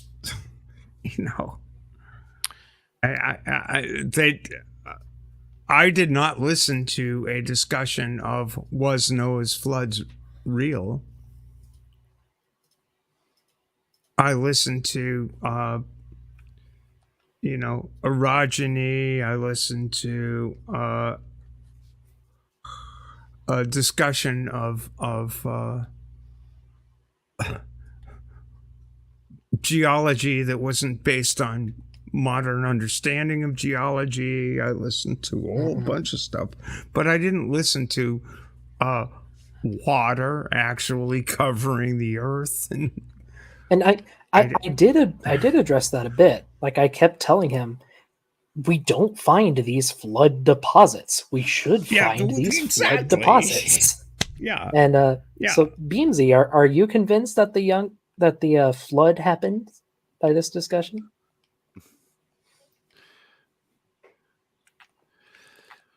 Oh, Beamsy's here. Hey, Beamsy.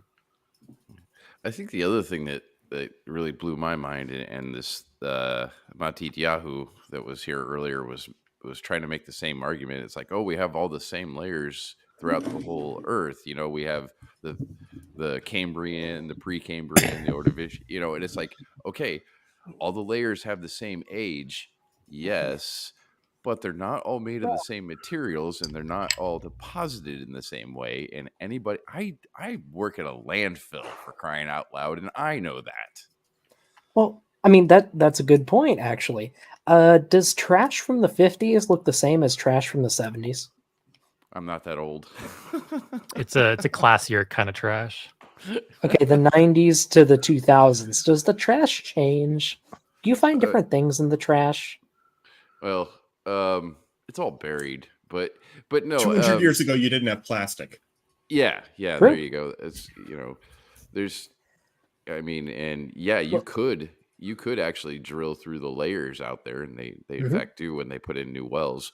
And you're gonna see stuff from 15, 20 years ago. You're gonna be like, oh man, there's a Motorola Razr. Holy crap, Yeah, Haven't you seen one can of those in a find long stuff time. in the trash that gives you an idea of its age.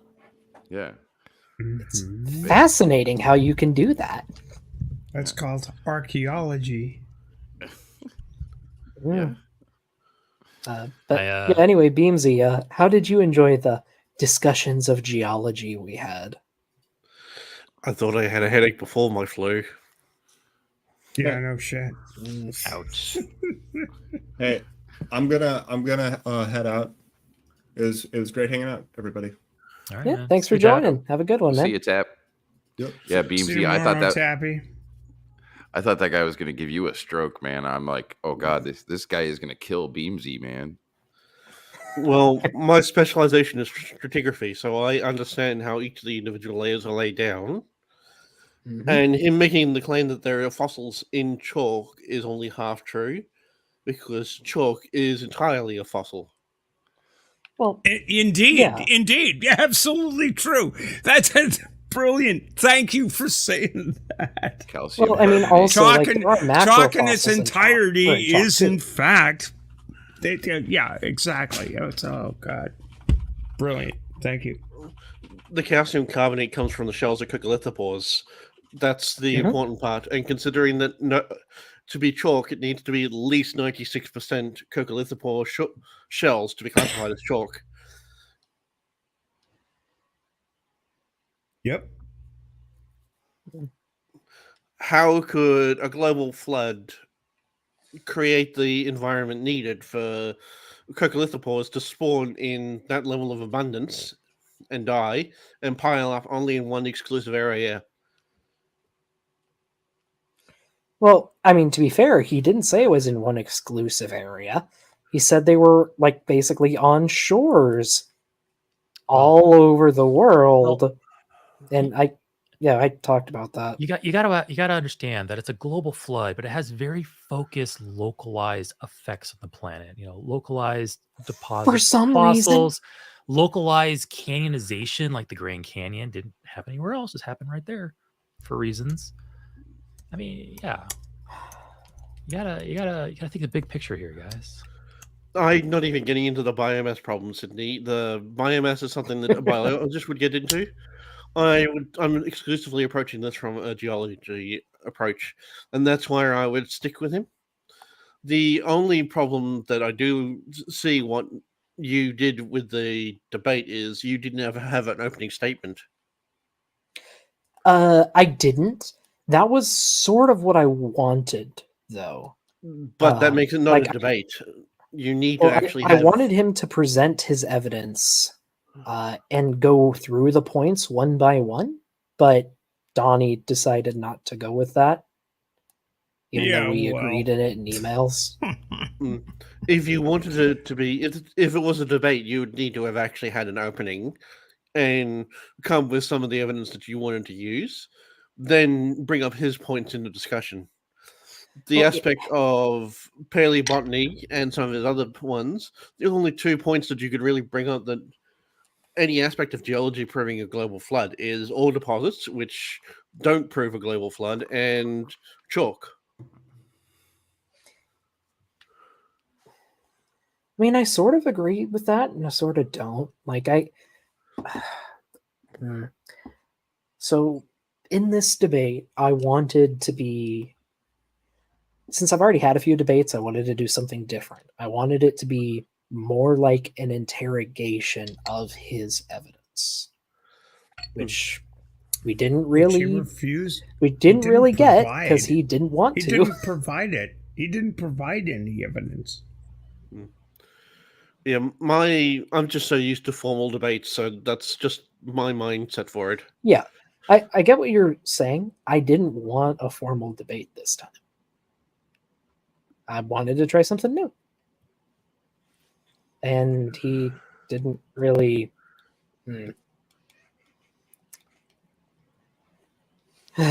Didn't really go where I was hoping, unfortunately. Well, I think if you're gonna get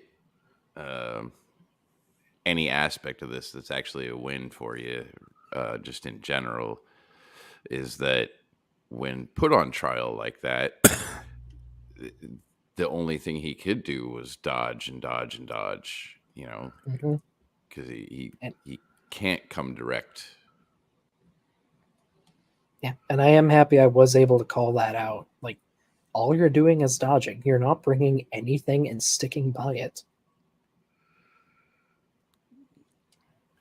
As soon as it was something that was, like, hey, answer this. And he's like, oh, well, here's this random geology fact that has nothing to do with what you said. It just, I was like, what am I even watching?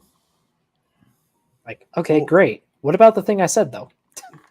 All this one time at the university, I was talking to this random person who has no bearing on the debate, bringing up a random fact about nothing that has nothing to do with the debate. Well, so that was about the whales, which, to be fair, that was a topic I was actually kind of interested in. The abrupt, quote-unquote, appearance of species within the rock record. Because, you misunderstood him. He actually said the trilobites in Wales. In Wales? Yeah. As in he was talking about... like the location. Yeah. He was talking about I thought he was saying and Wales. No, he said in, not and. Oh. That might be a bit of my Midwestern accent creeping in, because we say that all the time. Like, if you were to write it, it would be just like apostrophe N or an apostrophe, depending on how you want to write it. So it sounds like in, but it's just n. Yeah, he said in Wales. That's why he gave 2 locations. I'm back. Hey, Beansy. Welcome back. Because he said the trilobites in Wales and the trilobites in Tennessee. That was very real. That was a very strange interaction. How could they find trilobites inside whales when whales didn't evolve until the Cenozoic and trilobites? Whales like the location. Yeah, like the country. The place within. Oh, okay. The air. Okay, gotcha. Yeah. Probably the same way that we'll find human fossils in certain layers of rock that'll falsify creationism or the flood theory. I don't know. Like, yeah, I didn't quite get that. He had some odd answers. If we did actually find trilobites inside like a whale fossil that had been eating trilobites, that would shake things up for sure. But it'd be weird for sure. Yeah, but that's just one thing I noticed that you did. Unfortunately, you did create a sidetrack, but you... Yeah. I just misheard him, I guess. But he was open to discussing that. Yeah. It wasn't a bad. It was just an oops bad. Yeah. Like I said, I think it was just... Wow, I died fast. I think it was just accidents. Which, happens. So just to add some more speculation to the reason the video went private, I'm looking at the post history for the other live streams they've done. They have a live stream that was posted 1 day ago, 6 days ago, 8 days ago. I don't think they're in the habit of immediately pulling down live streams. Wow. It's still private? Yeah, it is still private, yep. Wow. Oh, let's see. Do I have an email from Donnie asking me to pull my upload? Because I'm not. You can say no. No, the world is going to remember that. Yeah. Yeah. I don't know. It's probably just if it is the case, like I said, speculation territory. I'll be honest. Actually, that might be the most important thing that sprang from the complete entire interaction. Complete speculation territory. It may be, but it certainly exposes, and it exposes where these guys' mindset is at. And to me, that's the most important thing. Their God beliefs are mocksnicks to me. I don't care. Your God beliefs don't matter to me. It's what you do with them. If you take your God beliefs and take them into evil places. Well, see, I don't think his comment really had anything to do with his beliefs, though. It was just it does. A weird. It comment. does. It does. I'm sorry, but sorry, it does. Hold on. Sorry, the Christian beliefs part. So hold on. Yes, it does, though. They do. Misogyny, patriarchy, all of these things are biblically based. This is the root of fundamentalist Christianity and Christian nationalism in the United States. These things are what they believe. Well, the thing is, though, Stephanie, is you're talking about extremists, though. They may not be the violent, crazy extremists, but they are a minority in Christianity. Like my whole yes, they are. They are a minority in Christianity. They are a minority in politics. They're a minority, a loud in minority. A lot of things. But they are very, very loud, and they are making waves and creating laws in states throughout my country that make me illegal. Let's not get into that discussion. I'm sorry. Okay, let's don't. But you have to acknowledge this is what we're facing. You really do have to acknowledge this. And you really have to be aware of this whenever you get into a conversation with folks. I know it's an issue. There's a time and place for that sort of conversation. Yes. You have to acknowledge this is what you're dealing with. I do, but it's not the purpose. If you're uncomfortable with dealing with it in this circumstance, then that's fine. That's fine. Perfectly fine. Not tonight. I think they're just not wanted to have that as part of the discussion. No, that's tonight. fine. But that's fine. But it would not be me to not point it out. Yeah, the issue is we're coming onto a cooking stream and talking about how to build an engine.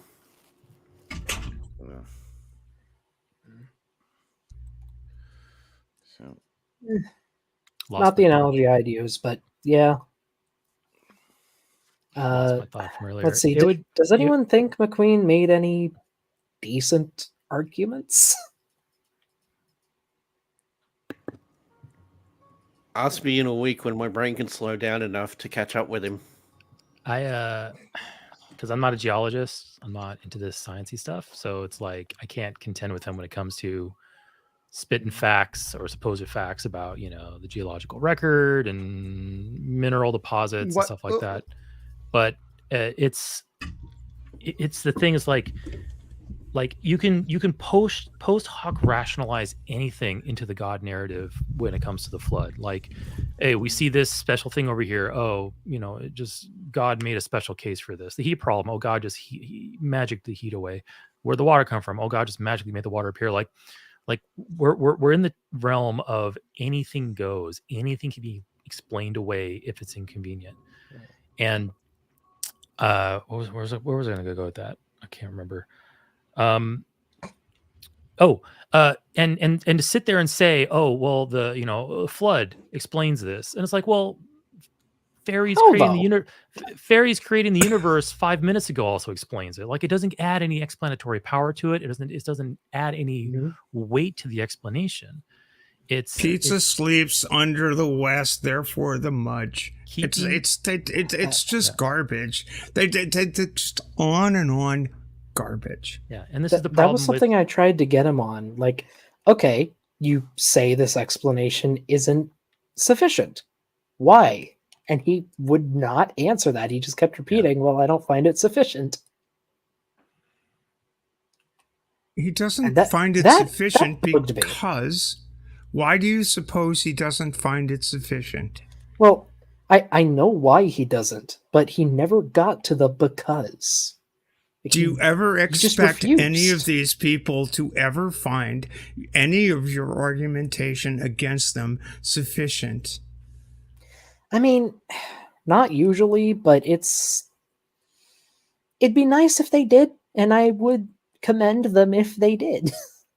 Do you ever expect any of the people listening to the back and forth to be anything other than partisans, especially in this particular venue? I think people are reached through that. You go look at like the commentary on people, the big debater channels, and you'll see tons of people saying, "Oh, you changed my, when I'm watching your videos, at first I hated you because you dunked on the Bible all the time," and atheists aren't all Satan monsters. And do you think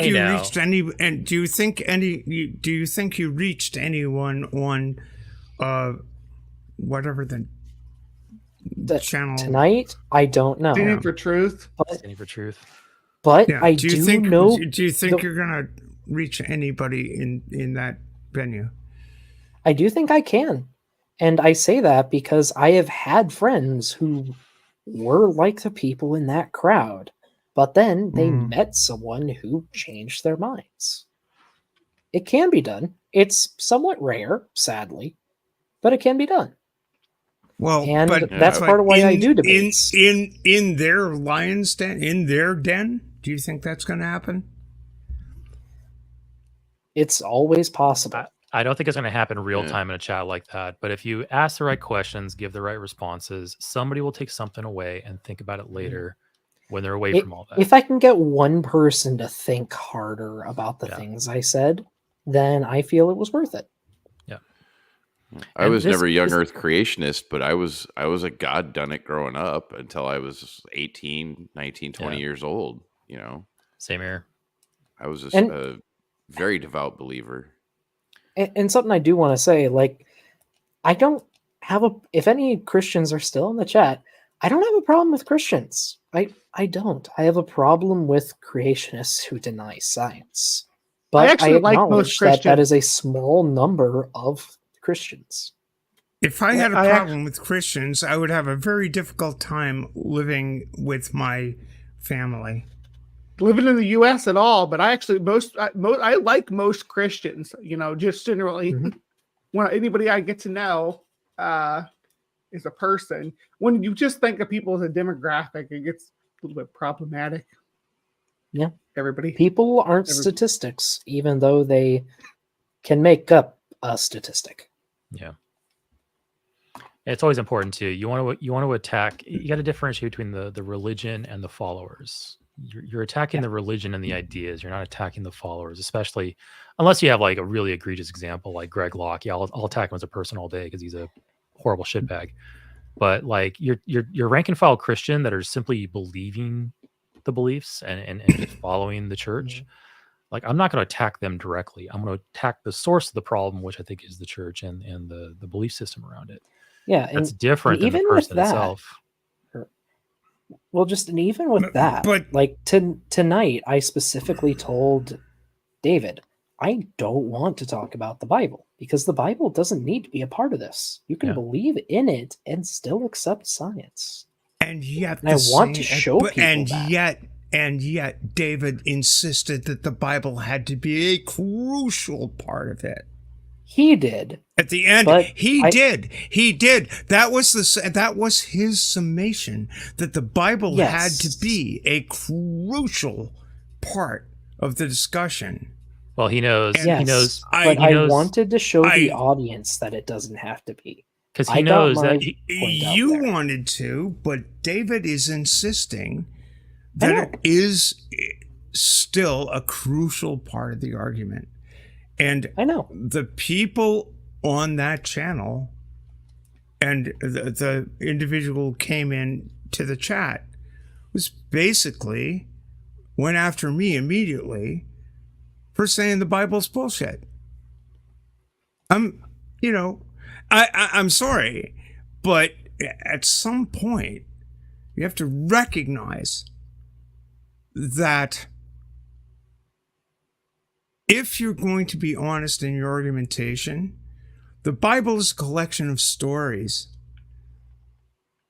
that certain people believe to be absolutely 100% the God's honest truth. Yes. I think And you are not going to crack them off that podium. I hear what you're saying, Stephanie, but I have known people who have had their minds changed by hearing a rational voice on the other side. And So I have I. want to be that person for others. That's why I do what I do, how I do it. I go in these rooms trying to be calm and trying to be rational because it does reach people. It doesn't reach the super crazed fanatics, and I will acknowledge that. But it does reach some, and that's what I want to do. And I think a really cool thing, though, to actually point out in this moment now is that even though David McQueen does believe some wonky, goofy stuff, I think he honestly believes it and comes from a true and honest place. And he's not like He does, and he's doing fucking dangerous things to people in real time. And I'm sorry, but you know, it's like the perniciousness of Christian nationalism in this time, and the danger it is doing to real people in real time, is something that I hope people will recognize as the real threat. So I think and the real threat is putting people's lives at risk. Well, And at some point, we need to focus on how to combat it. Stephanie? And it may not be in changing people's minds. It may be in fighting the minds that are already made up. That's all I've got to say. Good night. Thank you for the opportunity to say what I had to say. Have a good night. Good night. Good night, Stephanie. Good night, Stephanie. But I anyway, do want to say that saying I didn't see any indication that the gentleman you debated tonight was a Christian nationalist. So I don't know. I don't know him that well, but I didn't either. And it's just like, Stephanie, if you're still listening, I'm sorry, but it's not a discussion I want to have on this channel. And or, well, at least not right now. Like, that is a valid discussion to have, and I encourage people to discuss important topics like that. But like, this is an after show for just a debate.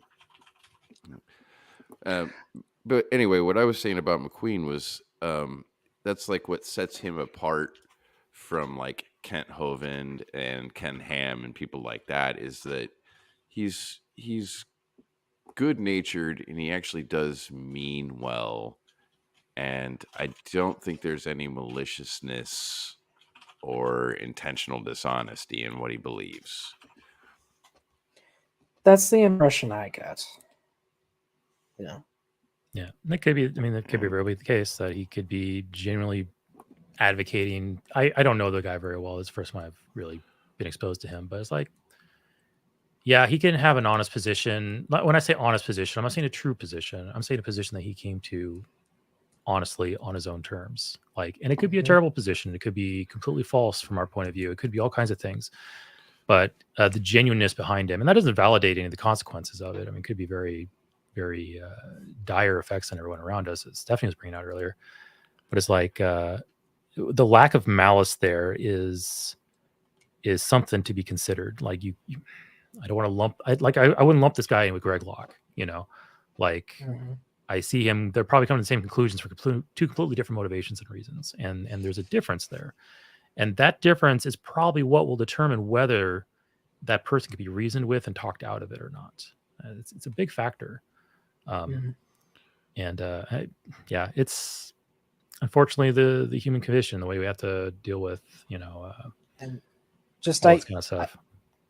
I get what you're saying, and I agree to some extent, but I still feel like McQueen is lying about geology to support his own beliefs, and that is something I really don't like, admittedly.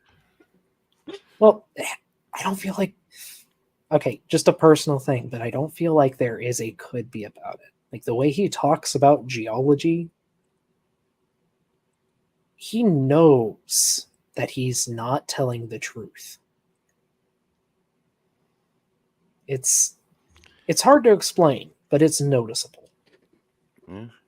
Well, and actually, Beamsy would be the one that would, out of all the people I know of, that would know the best to be able to, break down whatever it was he was saying. But yeah, I mean, it's just a matter of, has he actually really convinced himself that,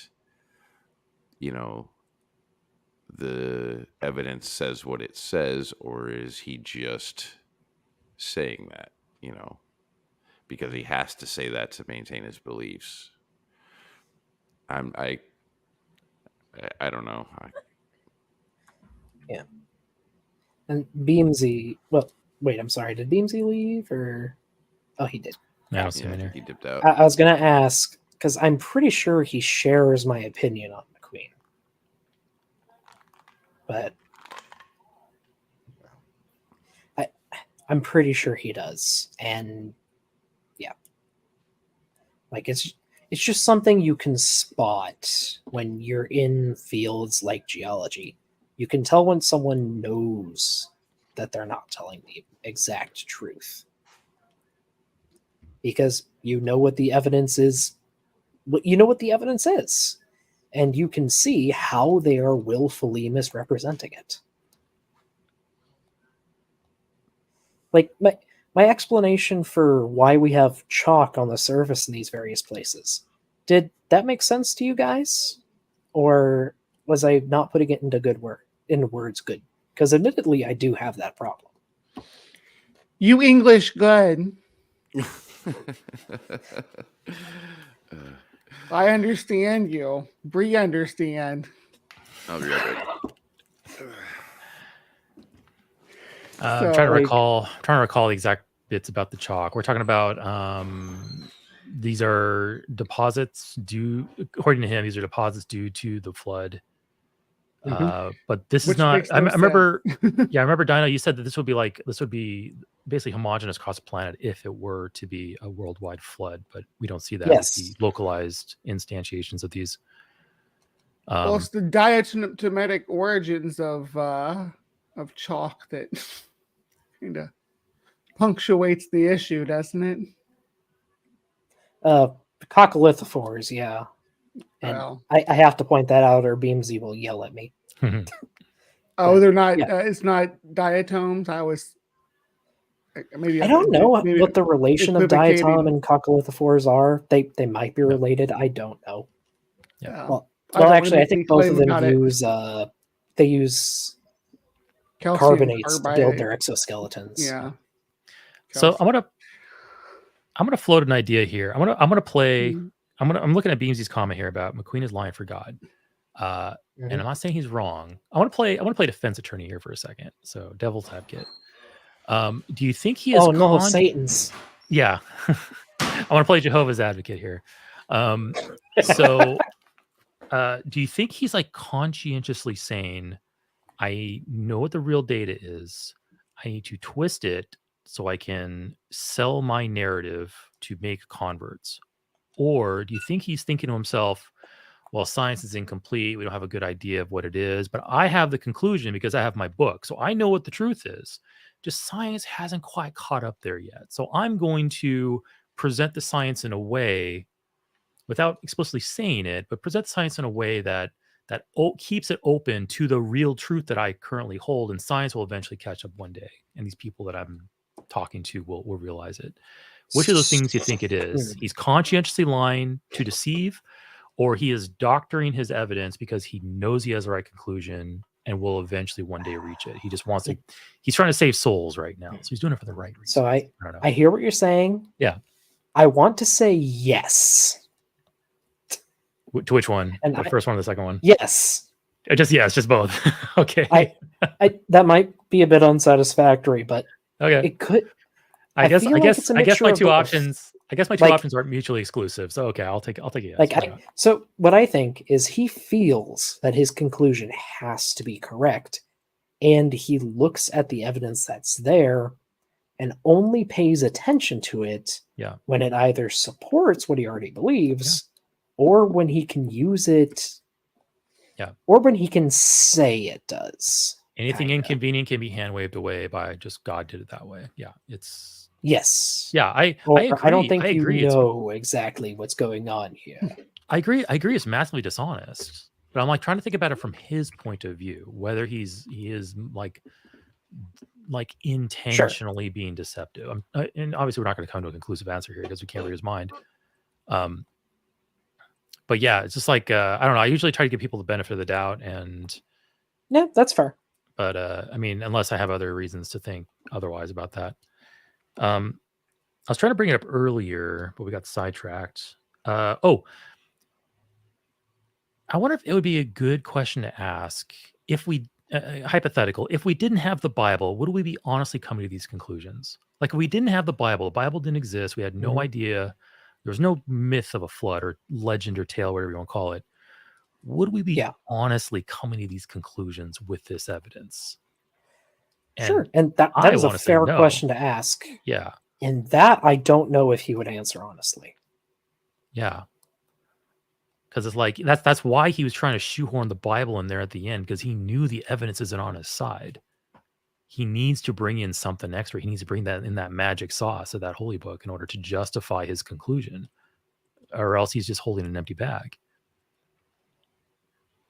Mm-hmm. Okay. So according to Beamsy, coccolithophores are diatoms, but not all diatoms are coccolithophores. Woo! So we were both right. It's fine to say it is made up of diatoms, but they're a specific type. And it requires hundreds of thousands. And it requires hundreds of thousands of years for them to accumulate in the layers that we have today. There's no way workaround for it. No math that works. You would, in order for the seas, for those layers to exist as they exist now, but just a few thousand years ago, the ancient seas would have had to been like chock full of diatoms. They would have had to been. It would be a coccolithophore sea. Yeah. Yeah. Just nothing. You don't have room for anything else if you want that to happen. And that's just them. There's so many other marine organisms we have to worry about. Like, that's not taking into account sponges or coral or any other building organisms. For most of the existence of life on this planet, the majority of life forms have been those carbonate based organisms leaving. Yeah, so just think about all the different species leaving all of that just in a few thousand years. That's insane. There's no way that could work. Yeah. Or they're at least the most well sampled because they preserve easy. But yeah, I agree with what you're saying. I'm just being pedantic. Yeah, it's okay. I'm a little loose with my tongue too. Yeah, same here. It works sometimes. Words hard. Yeah, I agree. There was some part of the debate tonight. Like he was trying to talk about something, but it just I think it had to do with like blue schists, and it completely flew over my head. I didn't know what he was saying. Beamsy, did you catch that? Did you have any idea what he was trying to talk about? Or did anyone? What he was talking about? Yeah. What I think he was trying to say was, if these rock layers were formed so long ago, if they've been brought up to the surface, they should have like demetamorphosed into what they were previously. I think that's what he was saying, but I could be mistaken.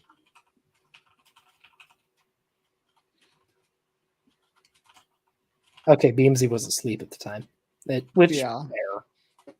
But yeah, well, whatever that line of questioning was, just made zero sense to me. And I almost wonder if he recognized that, and that's why he decided to go somewhere different. It's like, So, I have a question. Have these individuals ever been engaged about amber deposits? Like when they're talking know. geology and stuff? Like they're not stuff even millions of years old, just because we're talking amber, stuff hundreds of thousands of years old, you know? I mean, yeah, there are amber deposits that are millions of years old, but there's a lot more that are from the Cenozoic, right? A lot more from more modern times. But I don't know, actually. Yeah, I've never seen anything on Standing for Truth about it or anything. So, And it's possible it's just never been brought up, but I don't know. Yeah, they would just say, "Oh, you're dating the amber deposits by the layers, and the layers by the amber deposits," or something. I'm sure. But I mean, that's how we date everything, by the layer it's in, unless it has something that can be dated in itself. Oh yeah, he brought up they date the layers by the fossils and the fossils by the layers thing. He brought that up. I forgot about that. Science is circular, so we could be circular too. I just had to call that out. Like, hey, David, we haven't been doing that for a few hundred years. Do you maybe want to come to the 19th century? It's funny because they're like, "What you mean? You mean it's verified by multiple disciplines? Huh? That's suspicious." What? Yeah. So Carrie brought up a comment. Isn't a lie to themselves still a lie? And I would say yes. I just really wish we had more words for more nuanced words for the concept of lying. I'm sure there's some obscure Probably German are. word that would cover it. Yeah, like Greek has 8 different words for love. English we have 1. So it's like that type of granularity in our definitions is a problem, I think. Because if I say I love pizza and I love my wife, obviously I'm talking about 2 very different loves, but we use the same word for it. So losing that definition, Wait. Oh yeah, duh. I made a joke about it, but yeah, German does have distinctions. Oh yeah, German's awesome like that. Like German has a definition, or has like different words for thank you depending on how thankful you are. Yeah. It's funny though, because you listen to someone speaking German, even saying like endearing things to somebody from someone who grew up speaking English. It sounds very harsh. Sounds like you're being very cruel to them, even if you're being nice. It depends. It really German very much depends on your intonation. It's one of those languages where tone means a ton. Yeah. Like I could say, "Hallo, mein Liebling, wie geht's?" Or I could say it, like, "Hallo, mein Liebling, wie geht's?" Yeah, I think sounds completely different based on the tone. Yeah. One person comes from the Third Reich, and then one person comes from the land of chocolate. Is what you just what you just did there. I mean, fair. So that's such a juxtaposition. The land of chocolate, the Third Reich. It's like, oh my god. Those are the two German extremes, right? Land of chocolate. Yeah. Like Gunther. German chocolate is amazing. I mean, have you ever had real German chocolate? Yeah, probably not. No. I had to order it. Yeah, I ordered British chocolate too. It's good. I have family who live in Germany, so I actually do, and it is very good. That's my dad. Mm-hmm. My dad's from Austria. He probably knows. Yeah. Now, we've had Austrians confused for Germans before. That doesn't usually end up well. I gotta ask though, what's Austria famous for? What's Austria's dish? I want to say cheese, but I could be wrong on that. Sausages, schnitzel. Austria is famous for Arnold Schwarzenegger. That's it. Well, and the other famous. What else do you need? You can't. I was asking about a dish. So to answer your question, Austria is known for beef. Beef. Okay. Really? Arnold Schwarzenegger, big slab of meat. Oh, beef cakes. I guess a specific flavor then. Yeah.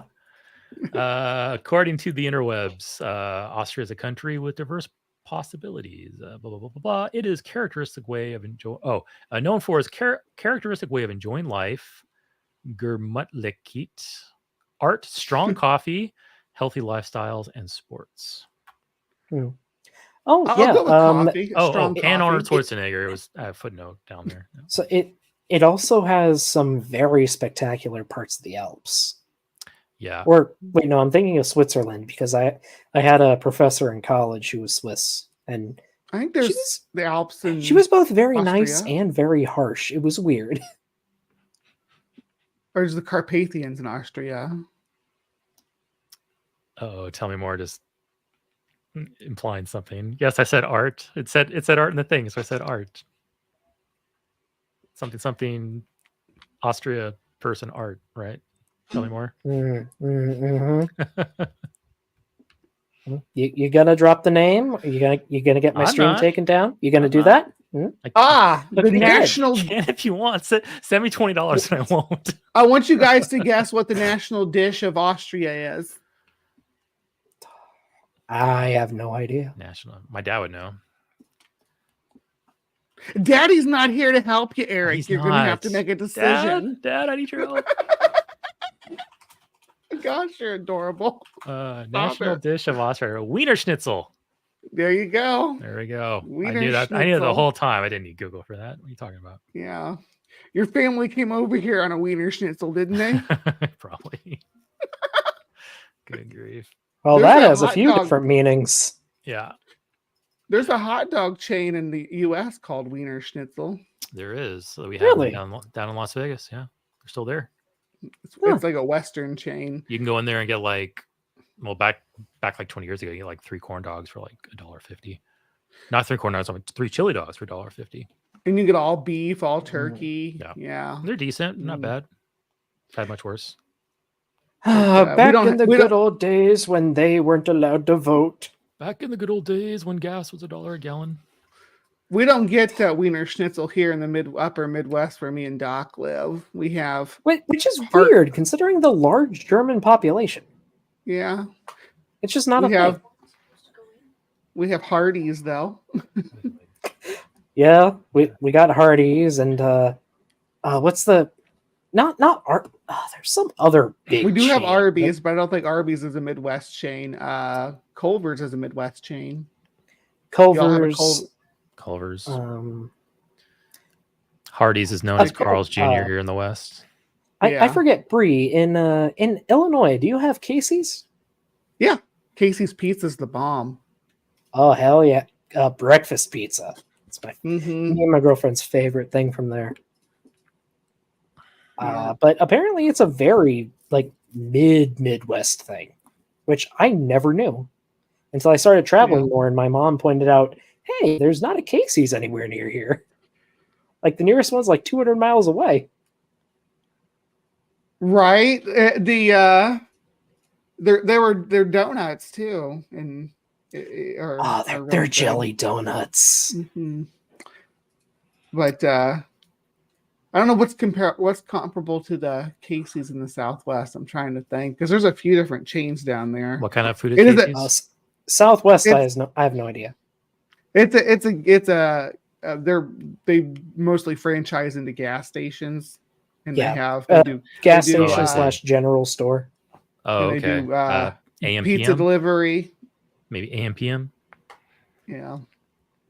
Or Pizza think delivery like a and donuts. 7-Eleven. If 7-Elevens do gas, I actually don't know. They do. Yeah, a lot of them do. Well, do any of them do pizza delivery? Because that's kind of Not delivery, no. Oh, Yeah, they're- Little Caesars, yeah. maybe. yeah. Does Little Caesars do gas? Little Caesars, no. So Little Caesars does pizza delivery, but not Well, gas. I know they do pizzas, but Yeah, and then Casey's is this weird combination of a gas station pizza place. Okay. Pizza and Yes. donut shop. I don't think it's. And I've seen other just general store things. I've seen places like that, but I've never seen like a chain of them. Probably Yeah. the best you can get to is AM/PM. It's a convenience store gasoline place that has like a pretty decent like hot food bar. It's not too bad. If you go up into like Oregon, you'll get like the really neat, like one of a kind, like gas station that serves like some pretty good like JoJo's or chicken fingers or a burger. Like, but You all for have the a most lot part- better burger places down there in the Southwest. We though. do, yeah. We got Ooh. really good burgers down Do here. you have Whataburger? Got Whataburger. We have White Castle. We have Five Guys. We got Do you have A&W? In and Out. We have A&W. Yeah, we got all that. Okay, because A&W is real good. Yeah. Uh, I make a killer smash burger though. I think my burger is probably the best I've ever had, and I don't say that about any of my cooking except We my have- burgers. We actually have a lot of Wahlburgers in this area. Yeah. I think there's one like 100 miles away from me. Yeah, they're more the further south we go from here. There's more, but there's one in my town. We might be one of the further north winds, so you Ooh. might be a little further out of the range. Do you guys I have, could be wrong, but I think a town near my hometown actually has the most northern Popeyes in the United States. I do like Popeyes. Do you guys? Yeah, I love their spicy catfish. Yeah, better than Chick-fil-A. I'll give you that. Because fuck Chick-fil-A. Yeah, Chick-fil-A is For a lot of reasons. Yeah, Mm-hmm. like You were saying, Eric. it's so weird. Like Chick-fil-A is decent food. It tastes good, but it makes you feel terrible because the food makes you sick, and then you feel terrible again because you supported a fucking terrible company that persecutes. What's the LGBTQ Canadian people. charity that rings bells outside of Walmart's? Salvation Army. Army. Yeah, Yeah, it's the Salvation Army of fast food joints. there you go. That's a Yeah. good way to put it. I don't give to the Salvation Army. I it's used the to Hobby get dirty Lobby. looks for that, but The Hobby Lobby of Hobby- fast food places.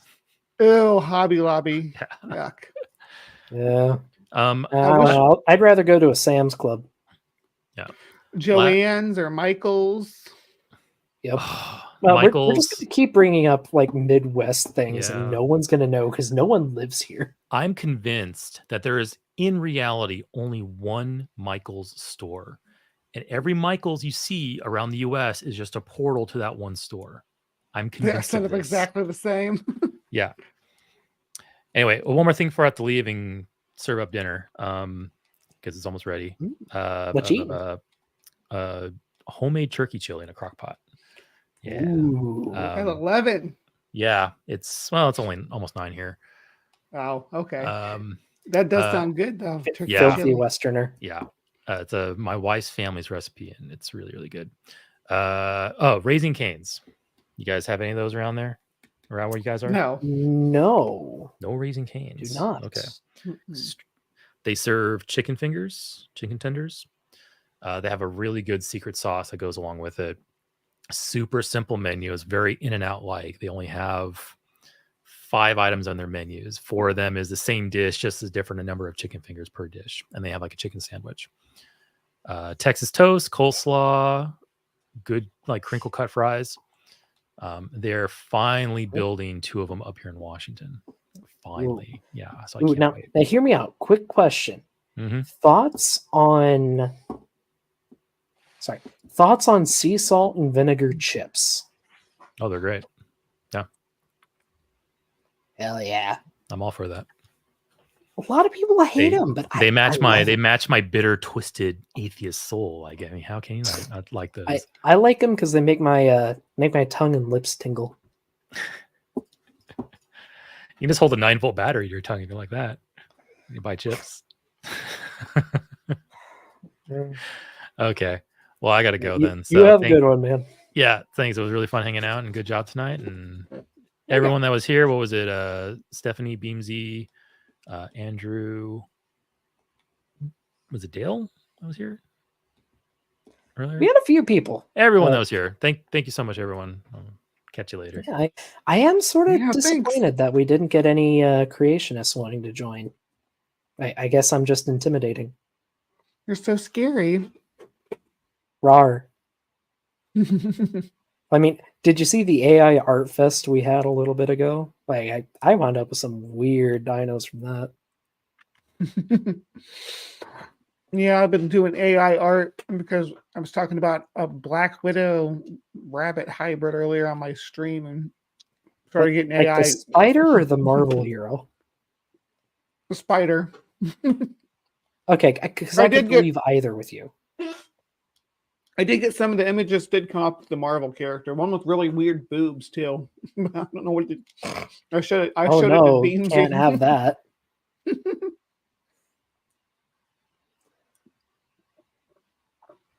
You're you all do have Culvers though, right? Yeah, of course we do. Okay. We Figured you cultured would. Midwestern is up, well, over here, not really up here. But I feel like I see more of them in Wisconsin.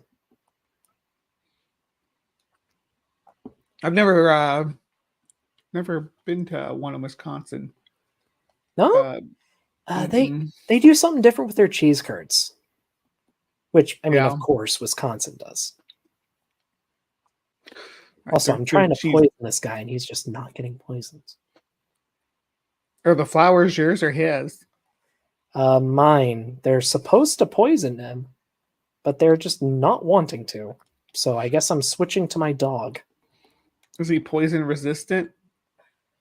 Actually, I just realized, yeah, he probably is because he uses poison. But he's not. He's probably not resistant to super poison. Does your dog have super poison? Yeah. It's called rot in the game, but it's just really strong poison that lasts a super long time. So I like to get it on a boss at the beginning of a fight. You got some stuff waking up over there. Yeah, they're fighting. They do that. It's just a furry troll and a crow, which the crows in this game are horrifying monstrosities that prove that God never existed. At least not in this universe. What is this thing that you're fighting though? It's like a plant monster, a tree man of some kind? It's got branches or something. So it's a modded enemy for Elden Ring, but it's supposed to be like a guardian of these small branches of the sacred tree of the world. Like there's a big sacred tree that a lot of people worship. These guys are like the tenders to some of the smaller children of the tree. Oh, is that the tree back there in the background? The big one, yeah. Just takes up the whole freaking sky. It's crazy. You can see it all the way across the map. See, that's how I always imagined the trees from like Lord of the Rings, the ancient trees that used to light the world. They would be like towering up into the skyline like that. I always like those photos that people generate of what the Earth would look like if Venus were as close as the moon, or if Mars were as close as the moon. I don't see too many of those, but yeah, they're neat when they pop up. Mm-hmm. Also, man, this guy is just shredding my summons. Yeah, is that your main? Is that what you've invested in mostly, as summoning skills? Yeah, like I said earlier, I'm playing a modded version of the game.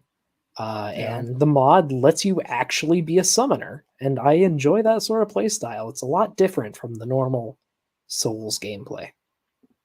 Mm-hmm. So I buff my summons, I debuff my enemy, and hope they kill it. And you have a skeleton army of what is that are those skeletons? They're kind of like skinny zombies with. Oh wow. Okay, fine. Ouch. All right. Damn it. Skinny zombies Yes. with great shields.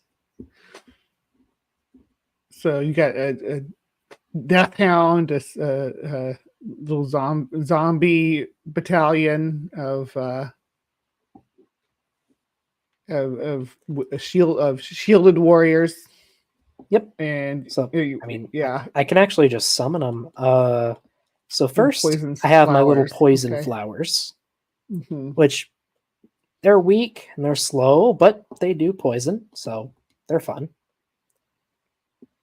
I have my dog, which has been infected by rot. It's the mushrooms on its back. Mhm. So when it bites things, it poisons them with rot. Which So you're basically like the necromancer class. Like if I was to compare it to something from like Diablo. Yes, and these are my shield soldiers. So they have really good defense with those shields, and if they're in the back line, they throw pots that freeze the enemy and make it weaker. you know, I always used to say that if I were to die, I want to make sure that I learn archery first, so that if I'm resurrected by a necromancer, I don't have to be in the skeleton infantry. I could be a skeleton archer instead. I'm pretty sure there's a summon like that in the game, but I don't have it. Because you're resistant to skeletons are resistant to pierce damage, right? So you don't take a lot of damage from range, so, yeah. and you can stay and you can just hang back and fire arrows. Yeah, but yeah, these are my monkey dudes. They just attack in a swarm. Mhm. They're mostly Maybe- fodder. Blighted. And I also have a mage who he likes to bonk people with his club and then fire spells at them. He's kind of temperamental. Yeah. You only think of a mage with a club. Yeah, not often, but they do. And then lastly, I have my bodyguard, which just has a great sword, and he goes absolutely mental when he starts fighting. And I think his armor is just badass. And he does just standard damage, no added perks or anything. Yeah, he doesn't have a ton of health, but he does good damage, and he knocks people around a lot with that sword. Oh, he does knockback? Yeah. Yeah, quite a bit of it. He can stun lock smaller opponents. Does he do any shield blocking or sword blocking or anything? A little bit. He's mostly just about offense. Just attack, attack, attack. Which sometimes that's what you need.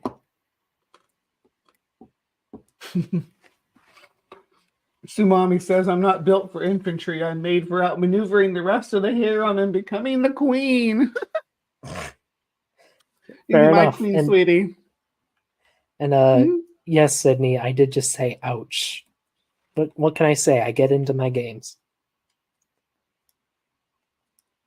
And I'm just going to ignore that jerk for now. And you're riding a bovid of some kind. Like a wildebeest. And yeah, these are the crows. Holy crap, what happened to it? No freaking idea, but they're horrifying and I hate them. They're like a terror bird with teeth and the size of an Allosaurus. I hate it. Fighting a troll. Yeah, they have a little civil war going on right now. I don't know why, but they do. And they don't these guys run as fast. No, but they run about as fast as my horse. Let me get it angry and watch it just chase me.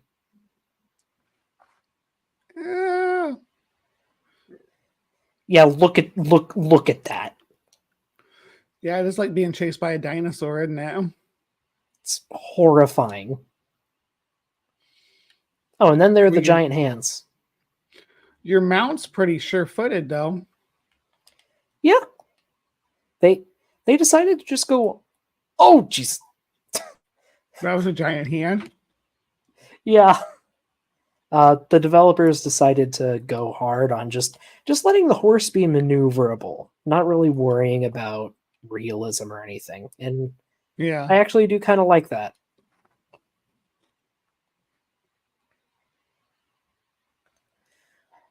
I do like the landscape on this too. Nice texture. Yeah, I Giant love tree. these mountains. Can you get up in the branches of that tree? No, sadly, no. And just like, I am miles away. This thing is freaking huge. That's absolutely monstrous. Like, I'm here. It's all the way over here. But you can see it from like the farthest corners of the map. Oh shit. That wasn't a healthy jump. Nope. Maybe consider galloping down the side with your sure-footed steed. Is that possible? Not there. Exactly. Jeez, now I gotta make that run again. Oh well. You have anything fun going on in the near future, Bree?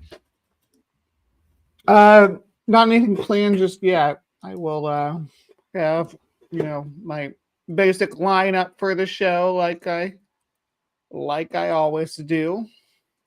Let me get it pulled up here. See what we got this week.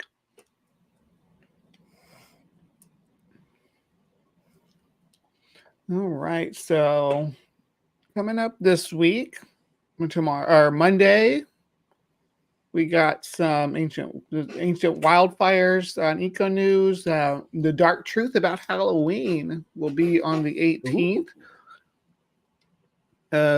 We got the Highland Mystery Cat next Friday, so that'll be fun. Yeah. Ooh. Yeah. Interesting. So that's the plans for this week. Had my show just this morning though, so sometimes I don't have so much bandwidth, right? Yeah, that can be an issue sometimes. Yeah.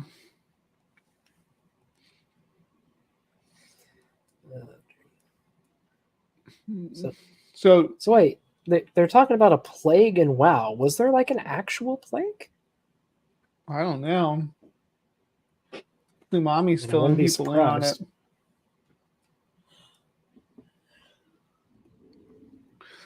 I'd say there's a plague of incels on WoW. Oh dear. I mean, you're not wrong. That's just a problem in the gaming community at large, though, for the most part. Yeah. Not this, and again, they're not the entire population. They're just sometimes the loudest. Oh wow, I've never heard that before. Oh, also look, I can become a flower. Ooh. Pretty. Yeah. Thought I'd just switch to a different character because it's fun. Does this one have a different power set? You have more of a mage than a summoner? Sort of a sword mage, kinda. Basically, I'm what's called a servant of rot, meaning I serve a god of the world who is responsible for that super poison, the rot. And they cause some chaos, but it means I have access to rot spells, poison spells, another spell that makes enemies weak to my poison. I can buff myself with the power of the rot, or shred enemies to death with it. And my main weapon is a katana that was once wielded by the avatar of the goddess of rot, But I killed it. Or I killed her. It's huge. Yeah. It lets me do crazy shit like this. Like time has to catch up with your sword swipes. Yeah, well, to be fair, like I said, it was once wielded by the avatar of a god. So, Yeah. kind of fits. Was the avatar scaled up? What was that? Was the avatar scaled up in size? No, she was of a taller race than I am, but that's just how the race is. This is actually her armor. It's good for weapons, but last time I played this character, it was for another after show, and Mark yelled at me for using her armor because he still has PTSD from fighting her. Which, to be fair, a lot of people do, but still kind of funny. She is not kind, shall we say. Yeah. Gave him PTSD. Yeah. I forget, do you play mini games? No. No? Just no real interest, or? Well, I have I have a affinity for retro games. I do like that dinosaur running game that you were playing there earlier. Things of that nature, but I don't have anything against modern games. I suck at them. I just I like watching other people play them better than playing them myself, I guess would be the best way to say it. I did enjoy playing Breath of the Wild for a while. But fair. Yeah. Which seems like the controls in this game would be very similar. Kinda? Whoa. Except it seems like your weapons don't deteriorate so much. Nope. That's one thing I always hated about Breath of the Wild, is everything except for the Master Sword just broke down and shattered. I'm pretty sure everyone hated that. Hopefully they fix it. I guess they didn't. Oh yeah, I forgot. Since I have the Avatar's sword, I channel a little bit of the power of the Goddess of Rot, so I sap the life from my enemies. Like I just absorb their life force every time I hit them.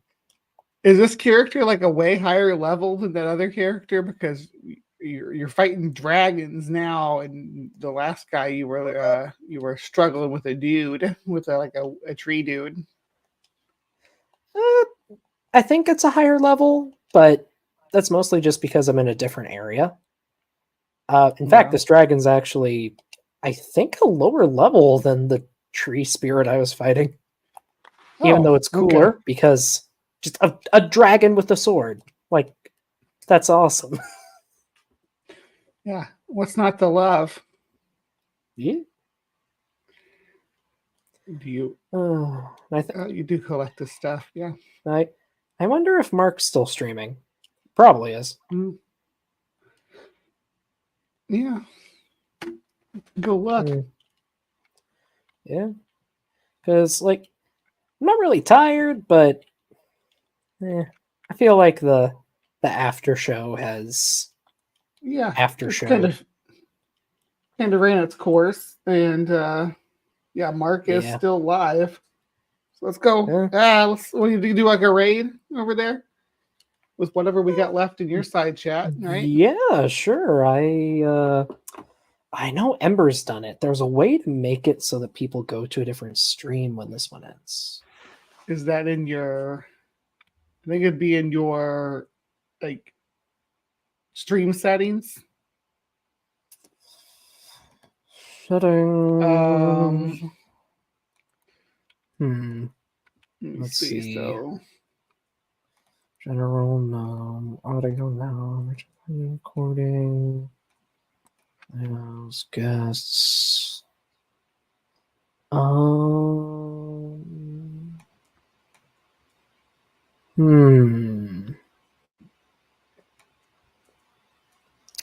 I don't know how to do it. Can't find the buttons. Oh, well. People, if you're here, you probably know Mark Reed. He's doing a debate review right now.